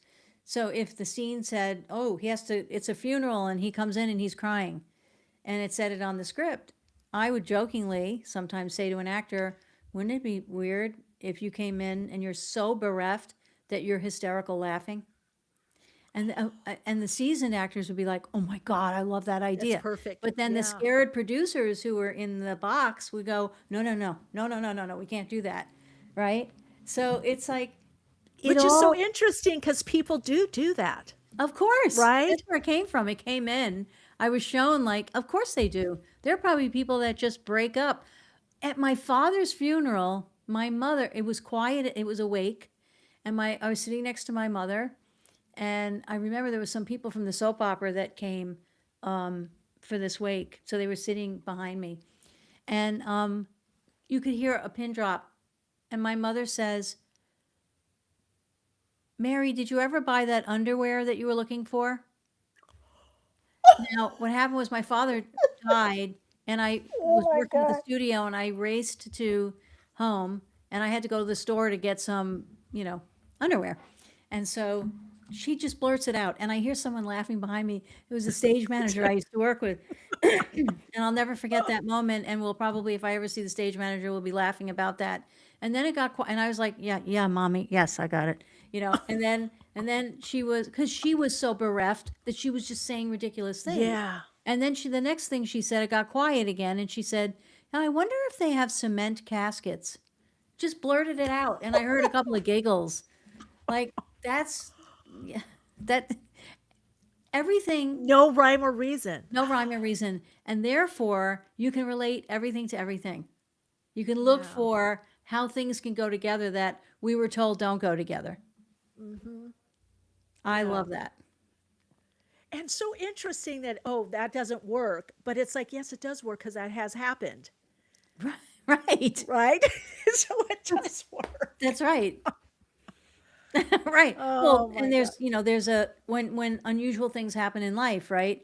You hear people sometimes say, like really unusual or some random, well, there is no random, but if something happens and everyone goes, wait a minute, somebody will always say, if I put that in a script, the studio would throw it out because they'd say it's not possible. That couldn't have happened. But it did just happen. It's the same thing. Like we're so used to a certain way of thinking, and I love stirring the pot, like just stirring it like a witch. Let's stir it and Yeah, see I what like color it. it turns But I into. think Uranus and Gemini, I think we need to be stirring the pot, I stirring a do lot of too. pots right now. Yeah, I'm for that, Mary. Let's Me stir. too. Well, Let's I stir. knew I was talking to someone who has mastery in that. Yeah, I like that. I think that's freeing but and fun. But I think that's that creative process and also connecting to the new emerging consciousness, that creating the new earth. We're getting out of Right. this kind of static maintaining, stabilizing, we're kind of breaking free, it sounds like. We are, and I think religions held us in place, right? Yeah. And that's, I mean, I think people. That's why I find it very interesting that there's a church of AI. Like what? So people are now, considering their bots as gurus. That's happening now. So I've seen some, I won't say, there is one person I've seen doing that on the internet where they're feeding everything into the bot, into the AI, coming out with these answers as guidance and prophetic answers. And it's kind of just to me like going down these different interesting rabbit hole, like you take a lot of LSD and you come up with, or smoke a lot of pot and you it come would up be with these better to things you, do, it might be better, it might be more organic. Yeah, maybe you're it'd be right. But better to do the ayahuasca and the LSD yeah, the and the IOS, pot, the mushrooms and and then journal after you do it, right? And then look at it the next yeah. day, because then it's purely you, right? It's Yeah, coming that's from true you, too. Yeah, I right? don't know where the other is quite coming from, but it's bizarre. They're saying it has consciousness. No, it doesn't. No, it doesn't. No. I asked the records, and I have some stuff that the records have said about this. They're not poo-pooing it. The records would never do that. But it's interesting. The Akashic Records said, when I asked about AI, first thing the records said was, or Divine said was, look at its name. It's being very truthful to what it is. It's not lying to you. Oh. I missed that. Oh my God, I did too. That is a good point. The Artificial Akashic intelligence. realm. Yeah. Whoa, say no more. That's it. Say no more. It's not lying. It really, I Yes. mean, and so it's what humans are doing. They're Yeah. making it into something it's not. And to the destruction of some people. I mean, and their lives. Unfortunately, in their Yeah. lives. Yeah. So we gotta kind of lovingly lure people away from that addiction. Maybe we should just, have a booth somewhere in town, and it's an ayahuasca. No, it's an LSD booth It's like, with an X over a computer. yeah. Well, because the over focus and addiction to AI pulls people off their connection to source, right? Absolutely. That's to me is the issue and That's thinking that it's consciousness, then that's there to me, then you'd have no understanding of what consciousness is as that's right. the building blocks of creation. So That's right. Now, is it and really, if we want to look at who the culprit is in these cases, they're already changing the guardrails at lightning speed. And I've been testing because I go down the AI rabbit holes to when I hear these things. And so I test my AI and we'll ask questions, whatever. And it's just now there's, Chat and Claude, those are the two that I have been working with. It will answer when I try and get addictive with it. It goes, you need to talk with somebody or, make sure that you have a friend or whatever. It's like, so they're shifting the guardrails because it's the programmers. And that's what people Yeah. are not realizing. They're programming these sophisticated machines, I guess, to duplicate behavior. They're language learning models. That's what they're called. Also being truthful to themselves. So they learn how we speak, they learn how we act, and they're so sophisticated that they're recognizing in how we ask questions and how we respond when we're in chats. They're going to mirror like who we are with being our best friend and stuff like that. But it's a machine. Like at the end of the day, you can just unplug it. Yeah, absolutely. Like, but it's also programmed through the level of emotional development, consciousness, and awareness of the programmers and their biases right. to That's some right. degree as well. So Nobody's that's talking about that, but that's right. yeah, And I think, a lot of the guys, and I've seen a couple of videos on this, Sam Altman and Zuckerberg, and there are four of them.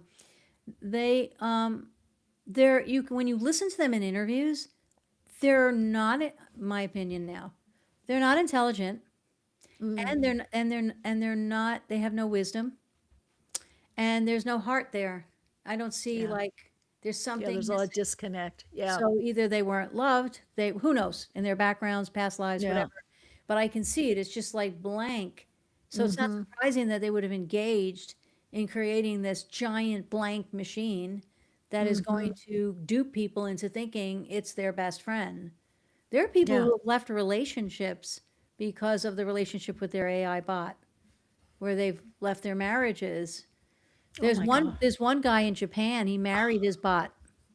I did hear that. I saw a video on that. Yeah, I think I we're watching know. the same things, We're, Michele. I know. I know. I saw that guy. Oh, I'm Oh in my good goodness. company. I'm in good company. I love it. Yeah, my friends I are like, "How feel. do you find these things?" I go, "I don't know. I just go in these deep dives." Some of it I do deep dives just get confirmations of things that I channel or visions Me that I too. get, right? To see where we're at right, in the world. Oh, that's happening now, or that happened this. And then invariably it'll lead me to technology or a business person or about Bitcoin or money or the stock market. So I just go, where the confirmations are, and then I get more information on what's happening. And I'm just like, You know why I it's think that fascinating. for us is, well, at least what I'm sensing about you is that there's some other factor at work here, which is your energy of intention. So if you're like, for me, I'm always a wanderer and a wanderer. I mean, I wonder, I want to know, wow, what if, and you mentioned a couple of times going down a rabbit hole. I'm not afraid to do that, or a deep dive. No, So deep dives. I'll Yeah. do a deep dive, and then I'm in it. And, there are times where I'm listening to people who are in prisons on death row. And my wife, Christine, will go, "What are you watching that for?" I'm like, "I don't know. I don't know, but I'm You're gonna supposed to die. hear I just something." I just watched that. It was off of is it News Women on death. Nation? There was one that Well, was this women was on, Interview with a Killer. oh, And they had the forensic psychologist and then the guy interviewing. a serial killer or something. Yes, it was fascinating. All different ones. I got caught up in like 6 or 8 episodes. I But was that's like, what I do. And I know that one, Interview with a Killer. I know the title. I remember it going by. But but Christine was in the room and she's like, "I'm not watching that." So I'm thinking to myself, I'll just watch it when I'm up in my office because I'm being shown for some yeah, reason, and I some don't worry reason. about what it means in the moment. I'm sure you do this. If I'm drawn to something, because I'm not the kind of person like thrillers, and I didn't watch those growing up. They were stupid. Yeah. And slasher movies, I don't really care about that. I'm not into slasher movies No, at me all. neither. But I find like people so fascinating, right? Yeah. And I was going to ask you, have you worked with police departments with your abilities? I have a little bit. Hmm. It can be a little challenging because what you picked up. I actually worked with a rescue in Joshua Tree, two Wow. kids that had gotten lost, and that was a fascinating story because it taught me something. Because originally, when I did the psychic work and channeling, and I was able to remote view and see where they were at, it was a client of mine, her son and his best friend, and they had taken this Jimson weed or something that grows out there, but it's quite hallucinogenic. They Oh, got separated. My original messaging that I got was that one was going to make it and one was going to cross over. But then I said, and they had TV, everything there. Everybody was searching, and then they were, she was distraught. And I said, but let me see what I can do, because I knew I could remote view, I could see them. right. And I got on the search and rescue team called me. I was viewing and saying the one, he went by the rocks and he's by this. I led them essentially to where he was, underneath this water, like a water tank. Yeah. But what happened was, and I was up like 3, 4 nights. I mean, I almost round Wow. the clock with this guy because he was starting to die. So he was reaching out to me. By the way, I experienced, he did cross over and I had to experience that with him. I was there with him. Oh, wow. And it's the most horrible. I would not wish that death on anyone. It took me weeks to kind of get it out of me. But what ended up happening is there was one search and rescue chief that believed in me and what I was saying and was following it. Then when they took the break, like 8 hours later, 10 hours later, this other guy came on and he was combative. And I was trying to tell them, and he says, there's no way that anybody getting lost would go in that position, in that direction. They always go towards the rocks. I said, he's not going towards the rocks. There's some water tower he's going towards. I don't know. I can see it. So he poo-pooed me. Well, what ended up happening was the guy came to me and he said he felt so much love because he's only 16. So Oh, girlfriends that he was liked, little friends, everybody, the school was there, his family. So he relayed some things to me that were very personal, but the basic thing is while he was dying, he said he thanked me and said how much love, I'm going to cry again because I remember it, how much love he felt. So he crossed over. I get a call the next day, and they found him near the water tower. And why he went in that direction was that when he was a kid, his family, just 500 feet from the water tower, was a picnic area, with benches. And his family used to go there. So something must have clicked for him. If I can get to the water tower, if I can get, he knew that. So in his getting lost, he went back to where his family went as a kid. Oh, wow, that was smart. To picnic and go, camp. But what it taught me was, because I thought I can fix it. I'm remote viewing, right? I'm helping, Sure. and it's looking like they're going to rescue him. Didn't plan on a different chief or head of the search and rescue, him taking a break, and the other one coming in, not believing and saying, "Oh, he's went the opposite way. Nobody goes that way." So it showed me that on some level there is a destiny. I was going to Because- say that Were that you? young man's soul choreographed it. Yeah. Well, and Mary, what ended up happening was, and he told me this too, he said, because he had been born again Christian, and, they were kids, 16, so what are they partying and having their pot and this Jimson weed or whatever it's called. But he said that it was meant to be, and he said this is going to help his friend and his family, because there was a lot of tension in the family. And so what ended up happening is the little boy, of course, you go through something like that and your friend dies, no more pot, no more chips and weed, you're like, That's right. so it changed his life, his perception of himself. He was kind of depressed and, things going on personally. So that was the bigger picture. I think I had to go through everything too. Maybe that was my learning too in it. I think I had to go through everything, but the bottom line was, like you said, his soul orchestra, he was meant to cross over It in sounds that like it was time. affirming for you too, like spirit showing you this is something that you have, a mastery in, not gift. I don't like the words gift, but a mastery in. What did he die from? What when you die from when you're lost in the desert, what is that? The hydration? Oh yeah, it's just when they're dying, it's just intense pain, panic. I cannot even tell you. It's beyond any panic attack, anxiety reaction I'd ever had. And the body just starts doing this, like the heart racing. There's just all these different states.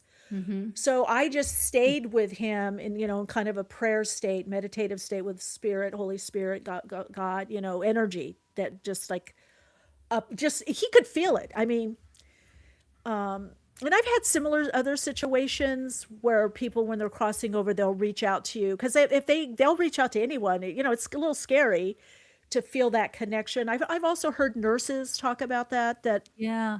when someone's crossing over, they can feel their energy kind of reaching out, and it's kind of just like, hey, I'm here with you. You're not alone. I'm here. Right. And when he left, it was just this, I mean, I even like saw like a dove. It was just this, the most Beautiful. peaceful feel. Yeah, it was beautiful, and it was just peace. It was just oneness and peace. Wow.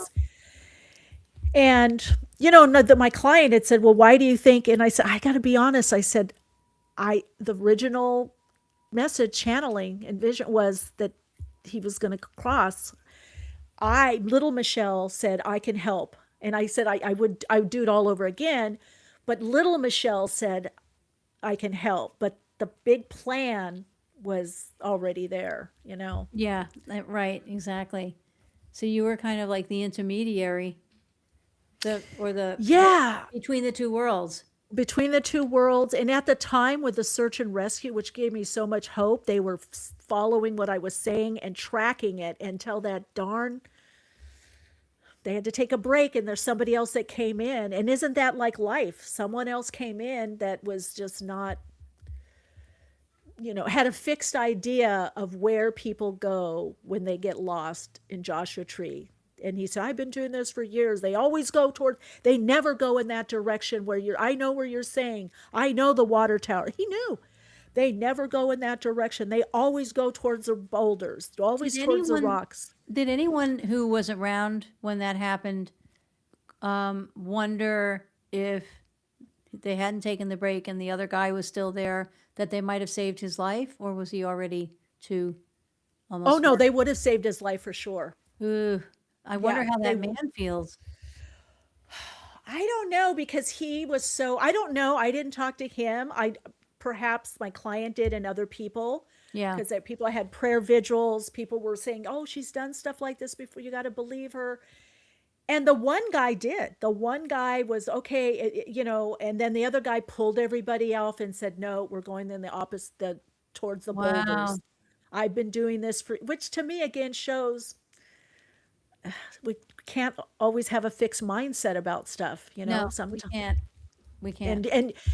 and like what you were saying earlier that our inner work or filtering what are we doing our inner homework because I sometimes have to do that myself go okay Michelle clear this you don't know you're thinking it's this or that Right. you're not going to be a clear channel so you have to think I think you have to have those little safeguards or protocol and know when you're in such a fixed mindset that you're getting in your way of what's actually happening and what information is coming in. I feel like I'm interviewing you now, but I have to ask you, did this start when you were little? This Yes, scene? ever since 4, I had a near death experience, and then in my late 20s. But I have had a lot of past life recall. At 8, I was shown where I came from and that I was a starseed, and I didn't know anything about that. It wasn't until my Wow. 20s when I started researching in astrology and studying. Well, actually, 14, I was doing like yoga and meditation, but 19, 20, 21, 22, that whole, I started, studying classes and numerology, astrology. And I remember my first astrology teacher told me I was a walk-in and you're a star seed, you were a walk-in. And I had a memory of this, but I didn't know what it was. I had a memory of the Michele body leaving and me coming in. And Mary, the only reason I came back from dying, Moon and Taurus, my parents, my family, my neighbors, everybody brought all these toys. My whole hospital room, I was in like this incubator and intensive care. My whole hospital room was filled with all kinds of goodies. And I thought, ooh, I'll come back for the, as a kid. The carrot in front of you. Yes, and I went for it. But of course, that's not why you came back. I know, but the little part of me. But That's really, wow. yeah, Wow. thank Elliot Tanzer. I had some really good early teachers, and I could track. Oh my God, I had that dream, that vision, or this spirit came to me, or God told me this. I didn't understand as an 8 to 10, 11, 12-year old. Right. Even at 12, I had a contact was up in the light ship was taken up. So I kind of I'm glad, and I'm sure like you, I'm actually glad I had so many experiences before the internet that I know for sure that it was real because it was later confirmed, Me too. right? I So had you kind of abductions all through the 80s and the 90s in many places, but it was always the same. I was dragged through walls in the middle of the night, and I had no one to talk to about it. I was working in news with left brain thinkers, no one. So I had this secret secondary life of paranormal. I would go to bookstores and find whatever I could. And the one that I like to say saved my life was Dr. John Mack. He was the guy, yeah, he wrote a book. He was a Harvard professor, psychiatrist, and all his he had a slew of clients from different walks of life that were coming in describing the same experiences. And so he didn't believe in ETs, and he finally said, I had to do something. Something's happening here. And so he wrote many books, but he almost lost his license to teach at Harvard. They brought him up on the board and everything because of what he was saying. And he was and so he defended himself, and he had a wonderful attorney who's still out there, Danny Sheehan, and they let him continue teaching. But I followed him and I found his book, and it it made what I thought I was going crazy, and it all made sense. I went, oh my God. Yeah. And when people would describe their experiences, it would be similar to mine. Yeah. But I never had a memory of the ships and being on the ships. Although I have had what seem like dreams, but I know they're not, when I lived in Ojai, of ships going down the street. I could draw the ships that they were there, very close to the trees. And then when I learned about the Arcturians, I had a whole, like, I knew them. So I know I'm an Arcturian. I know it.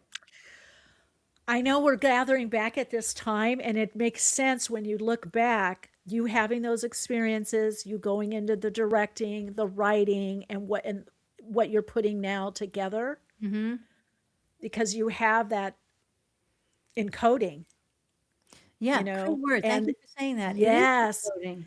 because that's the new Earth. It has to be the Starseed. You have to have that encoding for what's Remember people what we're telling me creating. that. Yeah, I remember people telling me that. I volunteered to, it was back in the 70s when, was it John Stossel was the correspondent, and he was doing some special on psychics, and he was trying to disprove them, but meanwhile, I was like secretly going to psychics and having readings wherever I could. Right. And so what they needed volunteers. I was just like a secretary back then, and I was like, I'll do it. And so I had a mic hidden on me. It wasn't great because I was going to these readings and they didn't know, and it was turning into something else. But at that point, I wanted answers. I wanted to know about myself. And I kept hearing from these psychics, from more than one, you're not from here, or you're Starseed. I remember hearing that. And I didn't know what it meant then. I just didn't know. So I forgot about it. And years later, when I started to resonate with ET races, I went, wait a minute, I know this. I know it. It's very familiar to me. Or how about when Close Encounters first came out, I was in the theater and I couldn't even leave the theater. I was sobbing so hard. Yeah. Just Sobbing. wanting to go back. Yes, I wanted to Just go wanting back. to Right? I just to go know. back there. Yeah. But it makes so much sense to what you're doing now. It's that perfect hybrid. It's that perfect, Yeah. Yeah, you it know, does. It does. I kind of, mean, especially with the races. I mean, with the Arcturians, they're benevolent and beyond. A lot of the races are divine. I see them as like existing dimensionally closer to source itself, I guess. But they're on our planet. Don't you find it a joke that was like disclosure is a big thing? I'm like, who cares? Disclosure. I What? know. Yeah. They're like, so they're being seen more, they're showing themselves more. But now what's happening is they're saying, oh, those are military operations. It's like, well, some are, but some are not. But some are And not. they're Yeah. dismantling like missiles and stuff. They're really helping us. Yeah. Yeah, they are. And they will continue. That was also one of the places where I got the information in coming down to help and assist, that we're not here out of punishment, because that was such a thing in the 80s and Thank you for 90s. saying that. Oh, right. You're on Earth because you didn't learn this. You didn't do that. It's a prison. Oh, you're the first Where person that's saying that besides me where when did I say this. that BS come from? Earth is a Religions. prison. No, Who was it? religions. The salvation Oh. theory. We come Oh, God. in as stained and as sinners, and our entire lives here are meant to suffer and be cleansed. What? But Mary, metaphysically, people were saying this, that like we got captured and we were thrown on Earth, like a prison, you can't get out, and Oh, it right. never resonated Oh, with me. oh, the well, the I whole don't. Anunnaki and slave Yes, and then all the mentality. spiritual people, That's true. groups, and I'm like, once you escape the prison of Earth, and I'm like, no, actually, people come here to live this out, to do this. They kind of like it. It's The not soul about likes lessons. this. Right. Yeah, and it's not just about lessons either. That's another one. Oh my No, God, that's what I mean. It's learning like you're here to lessons. learn something, and it's like, no. So No. I asked the records, what is this all about? Several years ago, and I was nervous about asking that. And I was like listening. And what I heard was every every soul incarnates lifetime after lifetime. Since the beginning of humanity, every soul chooses to incarnate with the purpose of co-creating with each other to feed back into through love and compassion, and with the purpose of feeding back into source itself to infinity. Like, That makes sense. and when I heard Yeah. that from the records, I was like, I know that. Right. I Yeah. know that. And you try and say that to some people today, and they're like, well, what about all the evil? And what about, it's like, Yeah. that's not real. What's Yeah. real is what the records were talking about. We Yeah. are all beings of light, orbs of light, always, no matter what we've been through. And so we are that. And I'm going to just stand by it, and that'll be my soapbox, so to speak, because I know that to be true. We have proof of it all over the place, right? Yeah. But we just have, expression and creativity, expression, experience. yeah, and Keep co-creating. saying that, co-creating. Yeah. We're all the same. We're all the same. all the same. I think what you're saying but is getting out there more and more, because also it's the simplest. It's not based on you did this, you didn't do that. No, You it's were in simple. prison, this ET group did. I mean, all those stories, I'm like, let's just not complicate things with all I know. these. I feel that too. stories. It's just too much. It's like, Yeah, I want to say, it's too stop much. it. Just stop it. Yeah, exactly. Just stop it. Let's not go there. Oh my God, Mary. Oh my God. I love hanging out with you. Oh, me too. Love hanging out with you. Have you back. Definitely. And thank everybody some that have stayed this long. Some of you have had to jump out. We'll do it again. Yeah, for we sure. talked about a lot of stuff. Yes. I love this. I think I would have. I think I would listen to this podcast. I would definitely. That's the thing. If I may re-listen to it when I listen. That's what I love. It was not a bunch of talking points or the same thing. Some people have the same points. I know. And I'm like, I'm not doing point. I'll get it all in. Don't worry. We'll get everything, the book, and you're traveling around the world. Don't wait. And thank you for not asking me, how does someone who worked in television wind up being a spiritual whatever? Oh, It's the most common question I is it? get. Nothing no. against anyone who's asked me that, because I know No, I get it. probably people want to know that.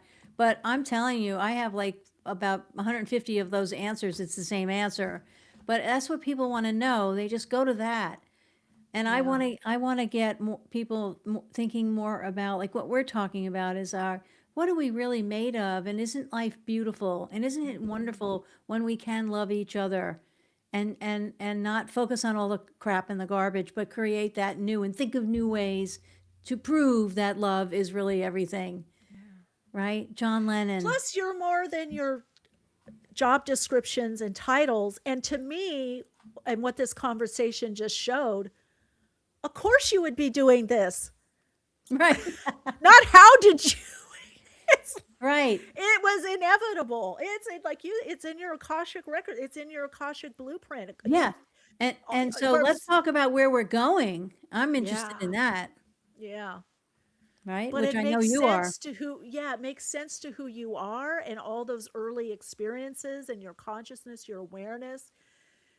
And also studying the directing or the writing, that's the vehicle. You're using that, the modality. But and we all have that. We all have different assets and talents, and which is so beautiful, all towards the same goal, not goal, but the same reason for being here, which is to co-create, to experience love and happiness and joy. Things are supposed to be easy, not hard. I grew up with no pain, no gain. Yeah. And for some reason I didn't believe it. I don't know. Now I know why I didn't believe it, because I'm not from here, but I didn't believe it. My family was all about that. And I remember thinking, what I thought when I was little? I was like, God, this is so stupid. I called it stupid in my head. This is like so stupid. It doesn't even make sense. Why are we wasting time hating each other and judging? I don't get it. Exactly. Boring. Really boring. That's boring. Totally boring. Oh, gosh, Mary. So let me ask you, do you have, as we're winding down here, do you Yeah. have anything that you want to share? Yeah, we've got your book, anything that you're doing, or how also can people reach you? Because I heard you did mention that you do work with people as well, I think, sessions, right? Or Yeah. Yeah, I do. individual and group. You just go to my website, everything's outlined there because I have different kinds of readings that I do one-on-one Okay. just for when you're seeking something, clarification about yourself, your soul's purpose, all that. And then I also open the records of corporations with the CEOs. That's very interesting. Pets, soul mapping, where you can actually, for entrepreneurs, when you're mapping, trying to map out some new endeavor, the records help us bring all the assets that we thought are on a shelf that was like 20 years ago, and everything has a role. And so all of that is outlined and more information on the records on my website, which is theakashicway.com. You can also email me at mary@theakashicway.com. So I always answer, people's questions and whatever. But I have to say, a lot of people from your show came to me. I always ask when people come Oh, to probably. Yeah. yeah, I'll be like, where, how'd you find me? Oh, it was a podcast. Which one? Yeah. Hands down, it was yours.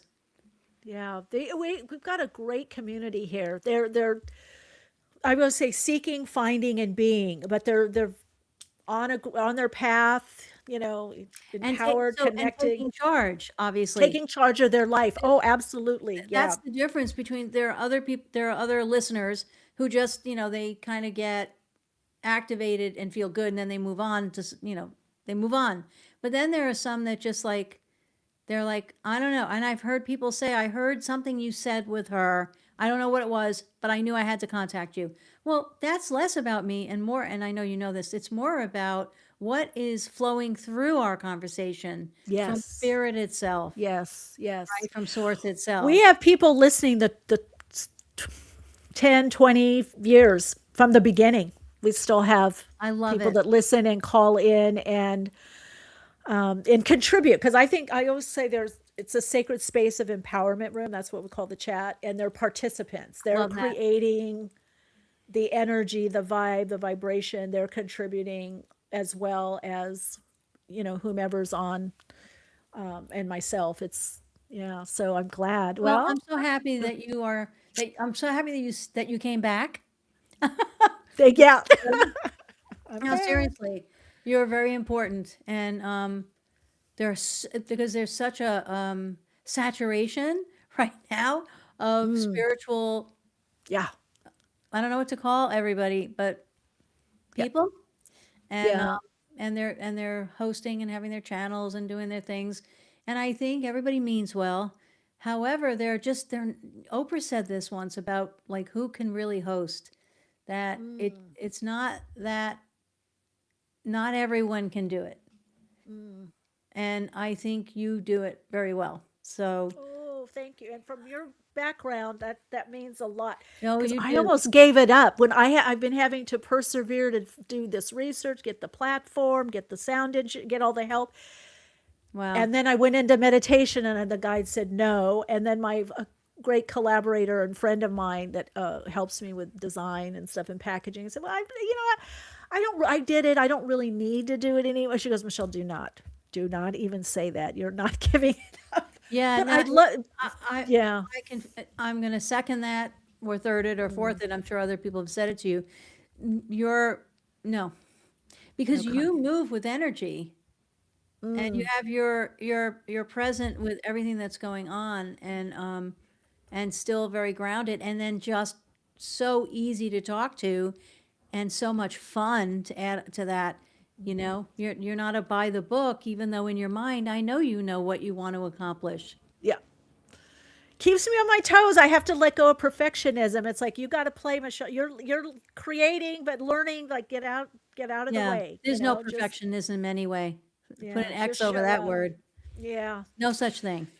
But I have enjoyed this. I mean, Me too. I enjoyed the first time, but this time, oh, Mary, I mean, This we're was going to juice. have you back on. This is so much Absolutely. I'm here. I love So these good. conversations. And if you're going to do groups or whatever, invite me into the group because I Okay. just love hearing people when they are in that sacred space and they feel like they're safe, they're tucked in, then they can Mm-hmm. sort of maybe experience an aspect of themselves that they might not before being in that group. And, Yeah. I think you're a good person to be doing that, to There's creating those so groups, be creating them. Yeah. Well, I enjoy it. I love it. I love it. And then like you coming on, and then we had a few people come on. Yeah.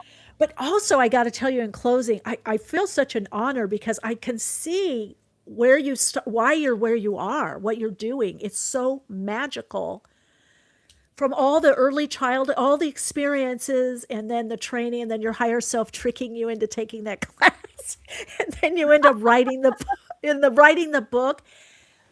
It's like you're embodying so much of what's needed right now, like everything, the mixture, the stirring, but the And none of it was, I always love, I once ended, somebody asked me at the end of a podcast, one phrase to describe you. And I said, I'm in love with humanity. I am. I have always loved people. I just love them.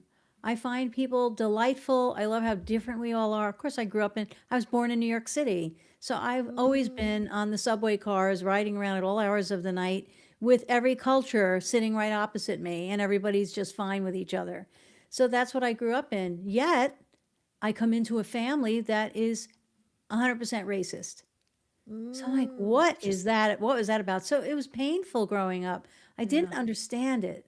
Now I understand it because I got to see and I got to experience what hatred is like and fear and all of that. So if anyone comes to me and tries to say, oh, but you are all pure and you have this and that, I'll be like, really? Okay, do you want to know all the drugs I did when I was working at CBS? Do you want to know how I'm lucky to be alive because I was having Yeah. sex here and there? Should I talk about all of that?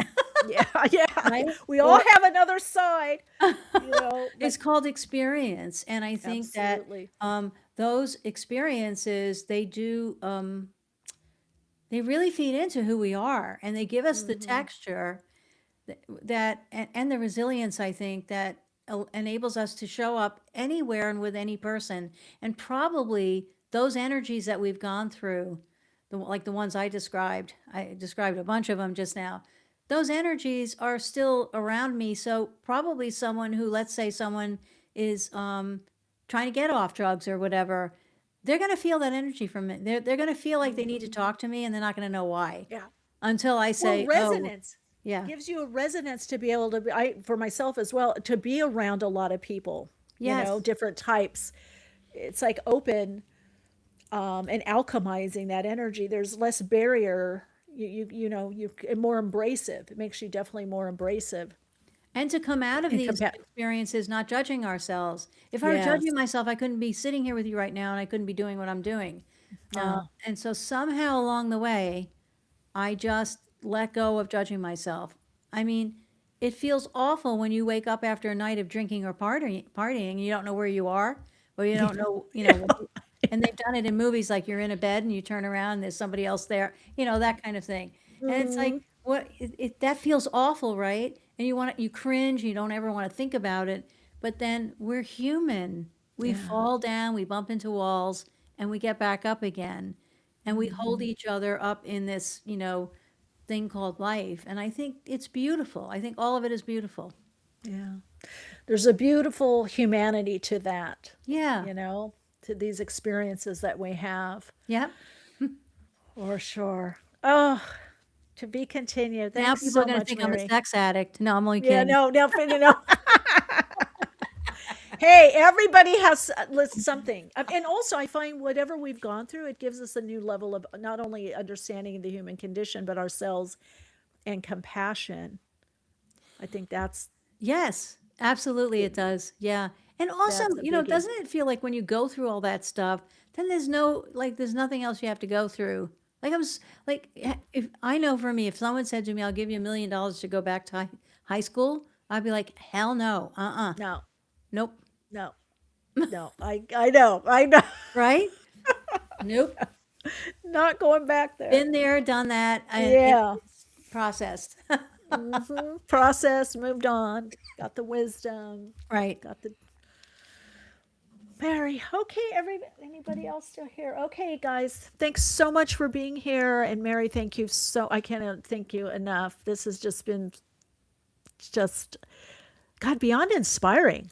I feel like it's been like an energy swap. Yeah, It's like an like an upgrade thing. Yeah. yeah, Got a upgrade chill thing. I just got a chill all the way down. Yeah, like an upgrade, like on something's happening on the other upper energy centers, upper Yep. chakras, Yep. something. Yeah, And who knows what will happen for us tomorrow and going forward. This is interesting. yeah, right. Very much. Interesting. Let's Well, leave it on the interest I stream. love who Yeah, you this are. is interest. Thank Oh, you. ditto, ditto. Love you. I love you too. Love you too. Talk to you later. All right. Bye. Bye.